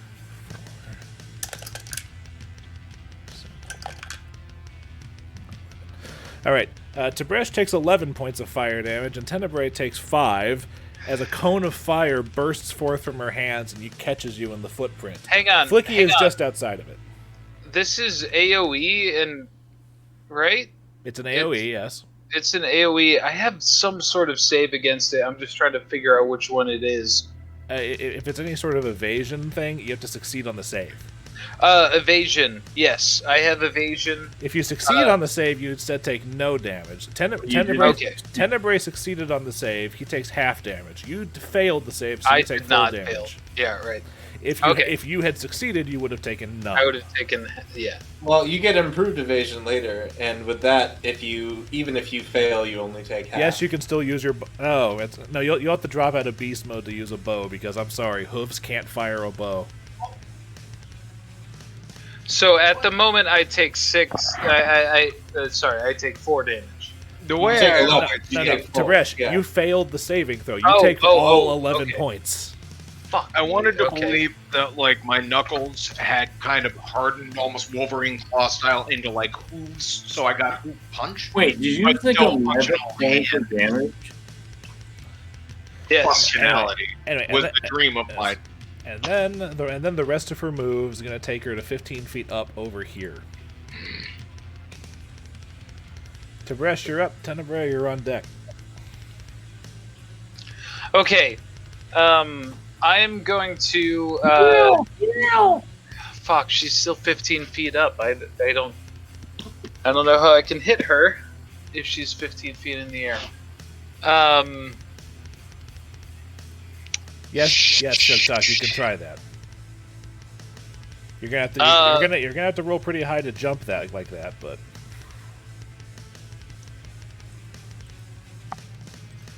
And You're I pretty don't have accurate any about it, right? rope. And I certainly can't jump 15 feet. Alright, I think... Sorry, Dillon, for the record, I don't have anything that can heal myself. I haven't actively accepted any potions or anything of that nature. Didn't you get one when we all got potions the other day?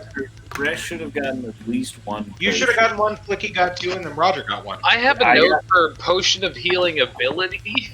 No, you have. I got two. Potion. Oh, you gave me one. You got one. You should and it's have a potion of healing what? Cure light wounds? Yeah. 1d8? Yes. So, Okay. Yeah, it'd be 1d8 plus 1. Move action to take it out, standard action to drink it. Alright, I'm going to use both my actions to do that. 1d8 plus 1. 1d8 plus 1. Rolls a 3. It does roll a 3. Called it! The DM wins this round. Okay.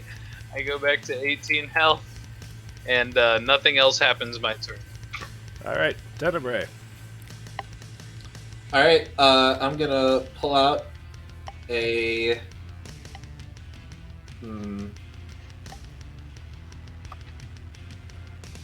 Yeah, that's what we're gonna do. We're gonna pull out a Tanglefoot bag, and we're gonna toss that in the air.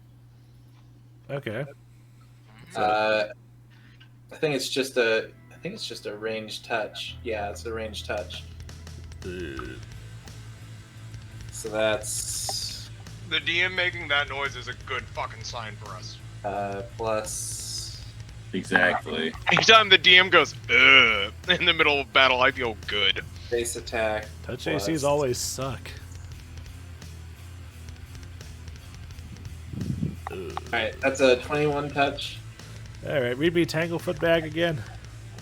Well, technically that would be a... Oh, please, God, be good. It hits her. I'm letting you know Okay. that.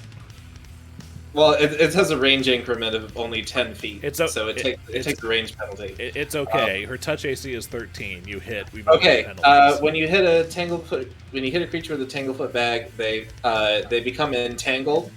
An entangled creature takes a -2 penalty on attack, -4 penalty to Dex. It must make a DC 15 reflex save or be glued to the floor. A flying creature is not stuck to the floor, but it must make a DC 15 reflex save or be unable to fly and fall to the ground. This might be fun. Where are your saving throws? Please, God, I can 5-step and get a full attack action, right? Yo, Yes. I also got a She gets a 16! Fuck! Okay, well, I've got another one, but I have to wait a whole nother turn to try. Okay. And I'm probably going to be burned to a crisp before then. Alright. The thief is unconscious. Flickie, you're up. Sugtok, you're on deck. But she still becomes entangled. She just doesn't. She doesn't. -4 to death. She just isn't forced to fly.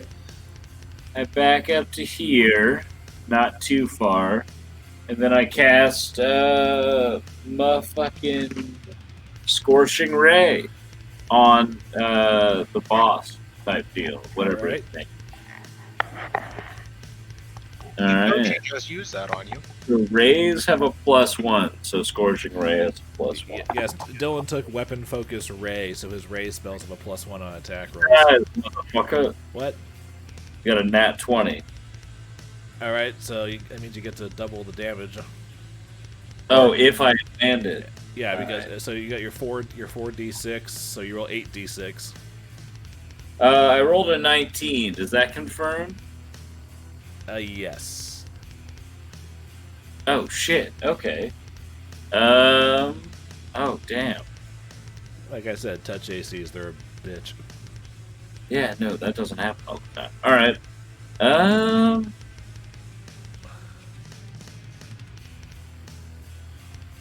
Oh, I just had a total ass brain fart. So I rolled a 20 and then I rolled a 19, which fucking Doubles the damage dice. Oh, so I was scorching raying that fucking bug bitch. 8d6 fire damage. Okay, so 4d6. So to type that in, that's I don't want to roll 4 dice. Remember, it's doubled because you crit, so 8d6. Jesus Christ! Roll 8d6. / roll 8d6. Oh, Jesus. / roll 8d6. What? I've been typing / roll this whole time. Is it just /r? Motherfucker! / roll space 8d6. I don't know if your computer. Hold on a second. Is that it? Yeah, Like, yes, that's it. Oh, That doesn't seem right. no, that's right. No, it's a critical on a scorching ray. Oh. Yeah, instead of 4d6. That's the hit that she got y'all with. Yeah, no, that was a fortune ray critical. That's why I had to make sure everything was okay. Here's the thing: your scorching. I incinerate my opponent. Here's the thing. Assuming she's You feel the scorching ray almost like start to implode inside your arm from the energy before you let it fly at her. And you saw the scorching ray impact on Tenebrae. This one seems to hit some sort of resistance before it actually impacts with her. And then that resistance almost shatters like magical glass. And your scorching ray burns straight through her, coming out the other side as she falls limp and dead to the roof. Holy shit! Look at my homeboys and go, come on, come on, come on, come on. I'm like looking for high fives. asked her some questions. Is she like dead, like no chance of recovery, dead? Oblivion, she is gone, bro. She is gone. Split in half like Vegeta, like the fucking disc that Frieza throws. I'm happy. I'm happy I got to nuke you guys with a couple of spells before that happened, though. Well, I guess this one's mine. And I'm gonna drop more form and turn around and start tying this guy up. Okay. Are you sure? No. I'm gonna tie him up, but then I'm going to take one of his dead companions. Can I move them at all? Yes, they're tiefling sized, and you're a bulky guy. Are you sure? I mean, can you move one of them to approximately right here, where my guy is? Yeah, sure, right here. Yep. I'm gonna sit him on top of his friend like a chair, tied up, looking at their incinerated boss. Okay. Are you sure this is the wise use of your time? Tenebrae, you suffered her blows. You know what these people did. You know what they're capable of. This is to send a fucking message, and you're not taking this away from me. By the way, Roger, that is the most powerful hit your character has ever taken in his life. Oh yeah, absolutely. We're not taking this. We're using a sword cane as a cane. And Flickie, friend, As Flickie, as the one who generated that glorious occasion, could you please sit, like you're across a fine dinner table from our incapacitated friend here? And when he wakes up, just spin a little fire around in your hands. Really just mood lighting, if you will. Can you help me with that? You can estimate. You can estimate with the strength of which you hit the guy. He's probably going to be out for a couple of hours. He's a thug. Sugtok. He doesn't know anything. I know. None of these know anything. Listen, it's not about if they know something. I punched the last guy's head until it exploded because they don't know anything. I'm well aware. I just want to watch this guy shit himself. That's all I want. You guys can go home. I will meet you there. But I am going to post up kind of on the 15 feet up. I want to sit right here, and I want to wait for this guy to wake up and see his boss with a hole blown through her stomach. While you're up there, you can see quite a hoard of goods up there in the bell tower also. Ooh, gents, check it out. And I'm going to turn around and start kind of pilfering. All right. Do you want to get the loot page open? Hell yeah. All right. Yeah, while the loot search is happening, I'm looking at Tenebrae pretty hard. Can I help you, Orc Man? He smells extra crispy right now. Orc man. That seems kind of callous. Someone of your... What? Well, you are an orc man. As I'm looking around up here, are either of you still injured? I'd be happy to assist if you need some healing. As much as I do need some healing, I'd like to have a conversation soon. Why do you? Can I get some space, please, sir? Pardon You me. can have as much space as you need. Hold on. I'm actually going to, if allowed, I'd like to do a front flip. If allowed, I'd like to finish one of my sentences. Okay, I'm coming over to you, but I'm working towards what you're working towards. I promise. Is this before? Is this before or after you go through the loot? Before. Okay. I noticed Tib'resh talking. I remember what we talked about earlier. I want to help him with this. Are you still bored up? I'll drop it during my front flip. Okay. That was an amazing front flip. Honestly, I've never seen a man turn from boar to man. Honestly, I've never seen a man boar. Incredible, regardless of what happened. Man boar anyway. pig. Sir, in all the black clothing, I think you've shown up at enough of our expeditions and are, in your current state, in enough of our aid, to explain a little bit about what's going on with you and why you keep showing up. You need help? We did, past tense. We're good now. Everything's baby. Your silver ravens, your presence in the city does not go unnoticed. That's fair. Would you not care to be a silver raven if you keep fighting in our stead behind us every time? Sometimes dealing amazing blows, sometimes falling over your feet, and yet you fight still. Sugtok, make me a grapple check. Not yet. I'm waiting. I'm watching. Okay. Garrett's whispered me some things of what he wants to do. Continue. But I'm waiting. I'm watching Tib'resh. Tenebrae, I think I will never demand who you are underneath the mask you wear, but I need to understand your motivations. Are you here to help us? I'm not here for you or the boar man or the bizarre elf. I'm here for the city. And this small contingent here is the best thing that's happened in this city for as long as I've been living here. Fair. Well, the only thing I care about... Do you serve the balance of the city? Do you want the people to believe what they believe? Do you want the people to have the freedom to want what they want, get what they want out of life? Is that your goal? How much freedom are we talking? Does the city have the freedom to eat itself alive? No one wants that.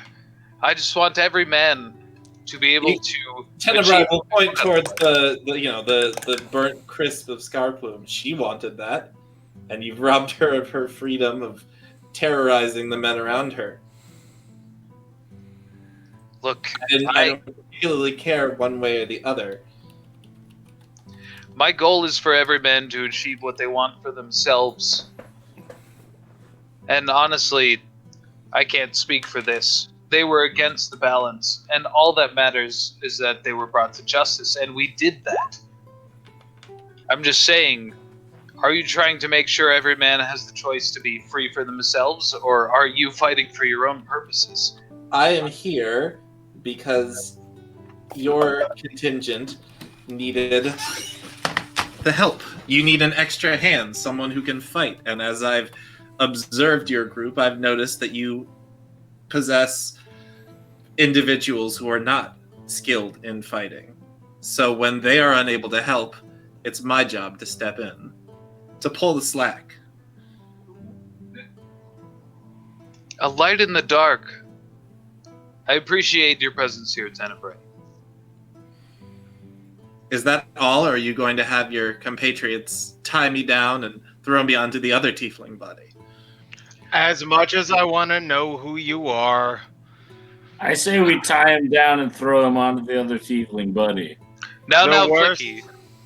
The worst I'll give you is a sneak hug, and I'm gonna grab from behind him, in the like full Nelson kind of thing, but in the sneak hug, I'm gonna cast Cure Light Wounds on him, and that's all I'm gonna do.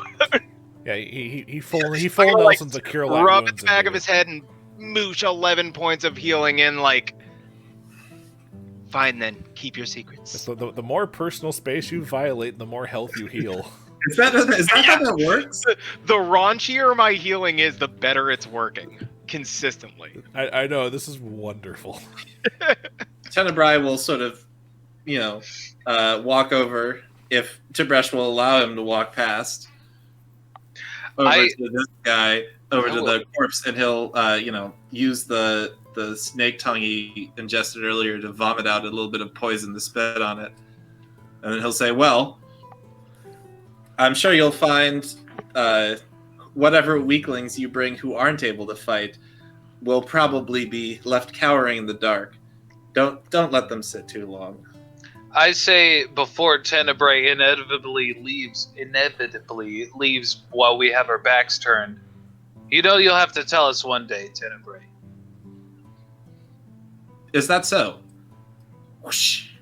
It's a 15-foot drop. I know.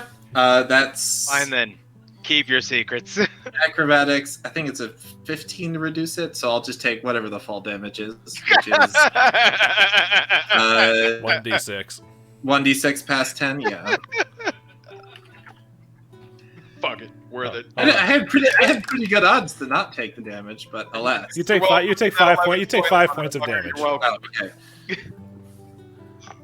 He rolls a little coarser than he's used to. All right, guys. Next time I won't heal him, that he can't jump off the fucking building and run away into the night. I'm sorry. I could have take taken it out. I could have taken the 5 damage. Roger. The fun part of you now is going to be just disguising the impressive burn wound on your body when you shift back. Don't worry, I've got something special planned for that. Okay. Hey, I'm gonna indicate to my friends, hey, burn wound. But I'm thinking in my head, man, that Tenebrae kind of reminds me of my master. ... Well, gentlemen, now that our masked friend is gone, you want to sort through that loot upstairs? Yeah, let's check it out. Also, I do want to thumb around Scarplume's body.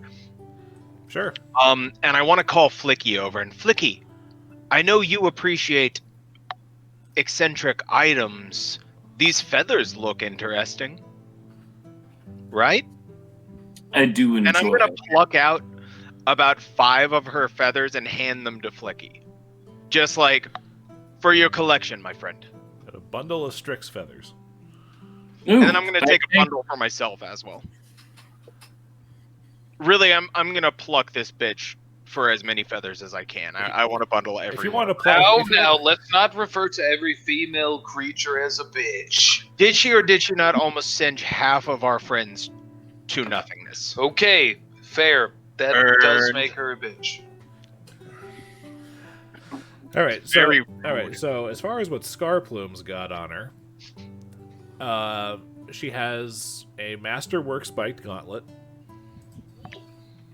Tib, and I'm gonna. Yeah, that- Wait, hold on. Throw it over to Tib'resh. Hold on. Maybe. before everyone- Tib'resh does not count as an unarmed strike. That's a regular Yes. gauntlet. A spiked gauntlet is its own weapon. Right. Ooh. Can it fit on hoops? No. No, it's got. Hold on. Let me show you what it looks like again. I'll zoom in on it. On How my much phone. time would I need to spend tinkering I'm- to make it hoof Hold- compatible? That's not. You can't. It wouldn't No, help you. there's no way it's gonna work. It's useless for me. So, Yeah, I was Luke, about to Oh, that is. It is Masterwork. I'll that is take it. something- I'm taking it. Let me finish one. Yep.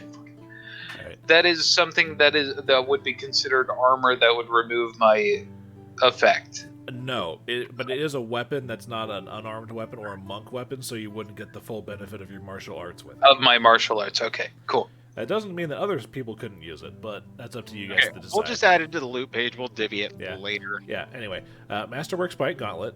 She's got 5 darts. Hold up. Sorry. Getting there. I would really love some darts. I'm not good at using them, but I need something that's a ranged alternative. Actually, I think you are proficient with darts. I think monks are proficient with those. Yes, let me double check that. But 5 darts. Okay. Yeah, let me hang on to those, please. Okay, Tim, put those in your inventory. I'm not gonna write them down. Right. A coin purse that jingles with 45 gold pieces. Luke, I'm sorry, real quick. What kind of darts were those? Regular darts. Just regular darts. Okay. Yeah, it's a weapon entry. They're throwing weapons. They're like lame shurikens. All right. She has a potion of cure light wounds, which you can recognize on sight by this point. And she has an amulet around her neck. Comes to what looks like a bronze turtle shell. Ooh. I like this. Can't one of you guys appraise that? Flickie, can you tell that this is a magical turtle? Dillon. No, I'm here for it, but no, Do you have any ranks in appraise? No. He's asking you to cast Detect Magic. Oh, Detect Magic, yes. Well, Detect Magic will just tell you if it's magical, but it won't tell you. That's all I want to know. And then I'm also notably trying to tell if the turtle can fit into somewhere in the jaw that I'm wearing. It's an amulet that's been carved in the shape of a turtle shell, just the shell. Okay. But yeah, it's only about maybe the size of like my thumb. So it would feasibly fit into like an old golden tooth hole? Bigger than that. 2 teeth? 3 teeth. Unimportant. You could probably find a way to make it work, but yes, Flickie detects magic on it. Bet. You gentlemen mind if I wear this for a bit? See if it does anything neat? Why don't we just get it appraised by someone who knows? Oh, we can do that also. Out of character, you remember that Icar has ranks in appraise. And also, Flickie can identify magic items pretty easily with his spellcraft. We'll figure it out later. We're all... Flickie, why don't you try checking out what this does? All right, I'm here for it. Roll Spellcraft. Roll spellcraft. And once we finish with this loot thing, I'll give experience and we'll end. All right, spellcraft is plus 12. Fuck yeah. 31. Jesus Christ. Flickie identifies it as an amulet of natural armor +1.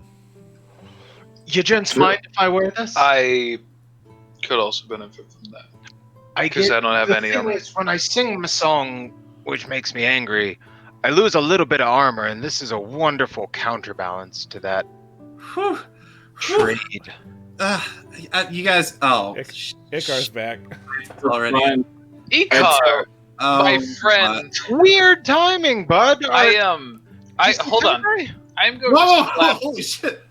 You just moved 60 feet. Sorry, I was just very excited to see you. I slapped Icar on the back way too hard for a person who doesn't know what's going on.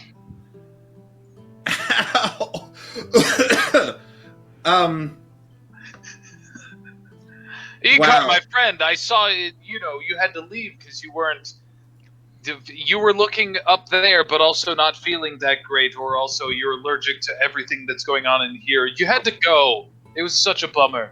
Well, I was following behind you downstairs, and I knocked over a brazier, and it just set my entire outfit on fire. Oh, that's so embarrassing. Well, you don't have to make fun of me for it. All right, so... I don't mean to. I'm sympathizing. This is me sympathizing. Obviously, sense motive against bluff? Yep. Cool. Do we get advantage because this is the most bullshit I've ever heard? No, it's your sense motive against his bluff. So D20 plus 4. Ooh, 22. And unfortunately, he rolled a 29. And I will remind you that with the plus 20, as far as his appearance goes, he appears to be who he says he is. That looks like Icar if I ever saw him. That's real unfortunate about the brazier downstairs. Are these different clothes then? I guess they are. Oh, looking good. Well, I keep a reversible jacket. Hey, I'm gonna take a closer look at Icar to see if he seems to be suffering any of the damage our friend happened to suffer earlier. Well, that would be underneath his new set of clothes. You would Oh, have to, fuck, you're right. strip search him to figure that out. Tib'resh, this is a little uncomfortable. I'm Please. sorry. I'm sorry, friend. I don't want to intrude on you in any way. I happily let Icar walk away and decide not to look at him any Well, closer. as Icar walks by, you see that he pulls out an incredibly burnt cookie that he had kept in his pocket and eats it. Gotta get that charcoal to clean your system out. Tib'resh cries a little bit knowing that he kept Flickie and his cookie to eat later on. Bubba, hold friend. And I'm Yes? gonna prestidigitate it back to the exact cookie flavor as it was before it burnt. Just a quick, It's the same. Whistle. It's the same flavor, but a bit crunchier. yeah. Texturally, it's gonna be burnt. You know that I Flavor-wise, hadn't eaten a cookie before, so I don't know if how you flavored this is actually how it tasted. It's identical, I promise. Okay. Identical to what I remember. I'm still very proud that Icar ate our cookie happily, regardless of how it tasted. Yeah. It's very good. Kind of crunchy though. We put a lot of heart into it, and also Flickie was drunk. It kind of tastes like ash. Yeah, it takes a lot of time in the oven. I don't have very well done. I mean, it's all wood fire. We just have to guesstimate everything. But we did our best, and our love and sweat and tears went into it. So I hope that adds to the flavor. Well, Icar eats about half the cookie, but it's a little dry, and he's gonna put the other half back in his pocket. Tib'resh accepts that as being a totally fair assessment of the flavor of that cookie. All right. Since we're getting to that point of the evening, I'm going to tell you guys what else is around for loot. Yes, let's check everything out. Yeah. If you guys want to loot the thieves, you can do that too. And there's everything that was up in that little stash in the tower, in the bell tower. Yeah, I want to loot as much as humanly fucking possible. All I got a right. pretty good perception for the top. All right, but I'll let you know what the thugs have. So, All right. Similarly to the last time that you guys fought these guys, they have studded leather armor on each of them. Each of them has a dagger and Three total. a light crossbow. One of them has 20 bolts, one of them has 20 bolts, and one of them has 18 bolts. 58 total. And collectively among the three of them, about 18 gold pieces and 20 silver. Okay. Right. As for the stash in the tower, you find 530 copper pieces. Damn. That's like $3. 1,302 silver. That's significantly more dollars. That's like $100. 279 gold. Damn, that's like $279. And 12 platinum. Dang. Yeah, All right, well, that's easily 12 billable shares of for game. ways. In addition to random pieces of miscellaneous jewelry. So we each get 3 platinum. Well, I'm gonna write it all down in the loot page in the beginning of next session. Let's divvy. And I'm just going to. Oh, okay. I'm Yeah, just, Dillon is actively asleep. So. I'm yeah. doing a blanket. Yeah, I'm going to just assume that Flickie appraises the gold, or Icar can appraise the jewelry. The jewelry collectively is worth about 750 gold pieces for all the miscellaneous pieces. Awesome. So we'll Appraised. on it, hawk it, and then split the gold. Yeah, if you could just add up all of the gold, and Yeah, I'll do a quick run through before next Well, week. you guys gotta sell. You guys gotta sell the jewelry first. Well, really, you should split it 5 ways, though, because you've got Why? Icar and Tenebrae. Yeah, I can't. I never see Tenebrae, so he's never going to get paid. And also, you didn't participate in the fight, so why should you get some of the share Icar? Yeah, actually, Icar, I don't need to give you money. You didn't help. If we ever see Tenebrae, I'll put his portion aside. I'm gonna break in your house in the middle of the night. I'm saying I didn't see you in the fight, Icar. Why should we divvy this loot? I never once saw you. I just set aside a quarter of it. Let's set aside the fact that all of the work to secure this location was done via the connections that I had made. That's fair. To secure this location, we tried to sneak across. Hey, Boarris, what if we just split it between him and Tenebrae?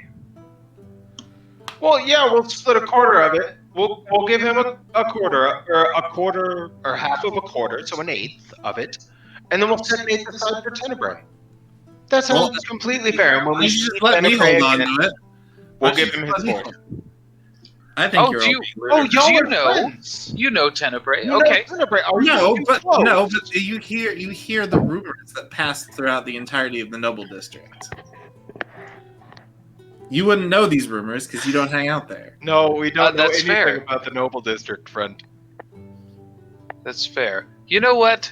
You've never given me this hard of a time for my share of the loot before. You know what? Let's give it to Icar. In spite of his constant disappearances, he has contributed to this group. Okay, we'll split it evenly, just like we always do, and we'll give Tenebrae a cookie next time we see him. Yeah. Maybe a little. If it's maybe one of just these, a little fondle. Yes, one of me and Flickie's cookies. Does he tolerate that? Does Tenebrae? The fondling. The I mean, fondling. I accept it because, like, we're all in this together as Ravens, but I didn't know you were also fondling a stranger. Icar, I'm not sure if you've noticed, but when I perform healing magics, there is a certain je ne sais quoi that the touch can bring for the potency of the healing. You got I just feel like I thought we had something special, and just to hear that you give this touch to random people who show up in the middle of fights, I don't feel as important in your eyes. Listen, Icar, if you could put down as much damage as Tenebrae does in a fight, you earn it. And you have done some good damage before, so I give you those special healing fondles. But Tenebrae, Tib'resh mentioned he just domed a guy, like one hit a dude. He didn't even know he was there and dead. And that other guy in the corner? Is that also his work, or did one of you dome him? You know, I hadn't heard about that one. That guy. I think Tenebrae serves his purpose, and Icar serves a different purpose, and that's all right. That is okay. I feel like one of us is a murderous thug, and the other one has some gentlemanly class. So I'd trouble you to pick which one of them is the one you'd want to hang out with longer than the other. Yes. I really like the murderous one. He's fun. I trouble everyone here, and I'm going to pat Icar's head. Why do you keep doing that? I don't have dark vision like the rest of you. So when I was trying to make light downstairs and I knocked that brazier over, it basically stumbling over every box while the rest of you just took off having your magical dark vision or whatever. No, Icar, not all of us can see in the dark. I'm sorry, Icar. I'm not trying to demean you. You're smaller than me. I feel the need to protect you and to make sure you're doing okay, and maybe you can't defend yourself as well as you think you can. So I just feel extra. Don't worry about it. I pat Icar on the head again.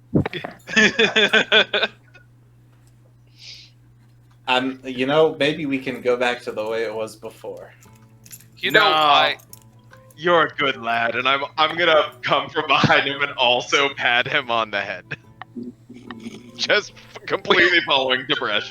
We should probably take these back to the hideout and take things easy for a couple days and wrap up the sesh. Well, for now, let's post up at mine. It's right up the way we can get there without drawing any Jhaltero attention. Since we're in the middle of wrapping up, let me see if I can do something here.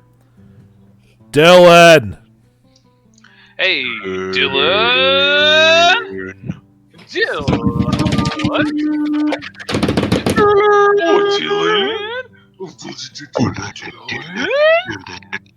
All right, he is unresurrectable. We might wanna. How did Ghost of Tsushima end again? Damn, I thought it ended with a samurai fight. Who could have? Wow. To be fair, it also began with a samurai fight, and every single fight was a samurai fight. It's good. We'll talk. I'll talk to. Should we just do XP gain at the beginning of next session? No, let's do the XP here, and I'll make sure Dillon catches up with it in the future. Anyway, so the fun part's gonna be making sure he knows how to sign off. I will. Yeah, he'll just be spending some money on this after he. I don't know. Yeah. Is it like Doom? You spend 5 hours on here, and you have to start paying some money. No, it's not. No, it's. I don't think so. But I'll just text Scarlet. I'll just text Scarlet and make sure she shakes him awake or something. Right. But anyway, you guys, for rescuing Zaya from the Excruciation, and for defeating Scarplume and the Red Jills, earn 600 experience points for tonight. So we're at 4K. All right. 5850. 50 what? 5850. I did not add. You must have because you leveled up. I didn't add it in my XP bar here. I knew I leveled up because you told me we leveled up. That's the reason I did it. We are 3.15 thousand XP to the next level. Also, how many of her feathers did I manage to pull off, Luke? Hold on, let me count. I was trying to pry every goddamn, every feather, every claw, anything. I'm trying to Monster Hunter scrap this monster for parts. Make me a survival check then. Okay, do I still have anything for survival? I think I do because I'm Borkin. Skills. Sorry. No, I've got nothing. So roll d20. Plus wisdom. Do I still get? Yeah, it's plus 0. Okay. I've got no wisdom. Do I still get Bard half my level, or is that gone with Battle Scion? That's still fine. That's different from your bardic knowledge. Is that plus 1 because you round down? Yes. 13.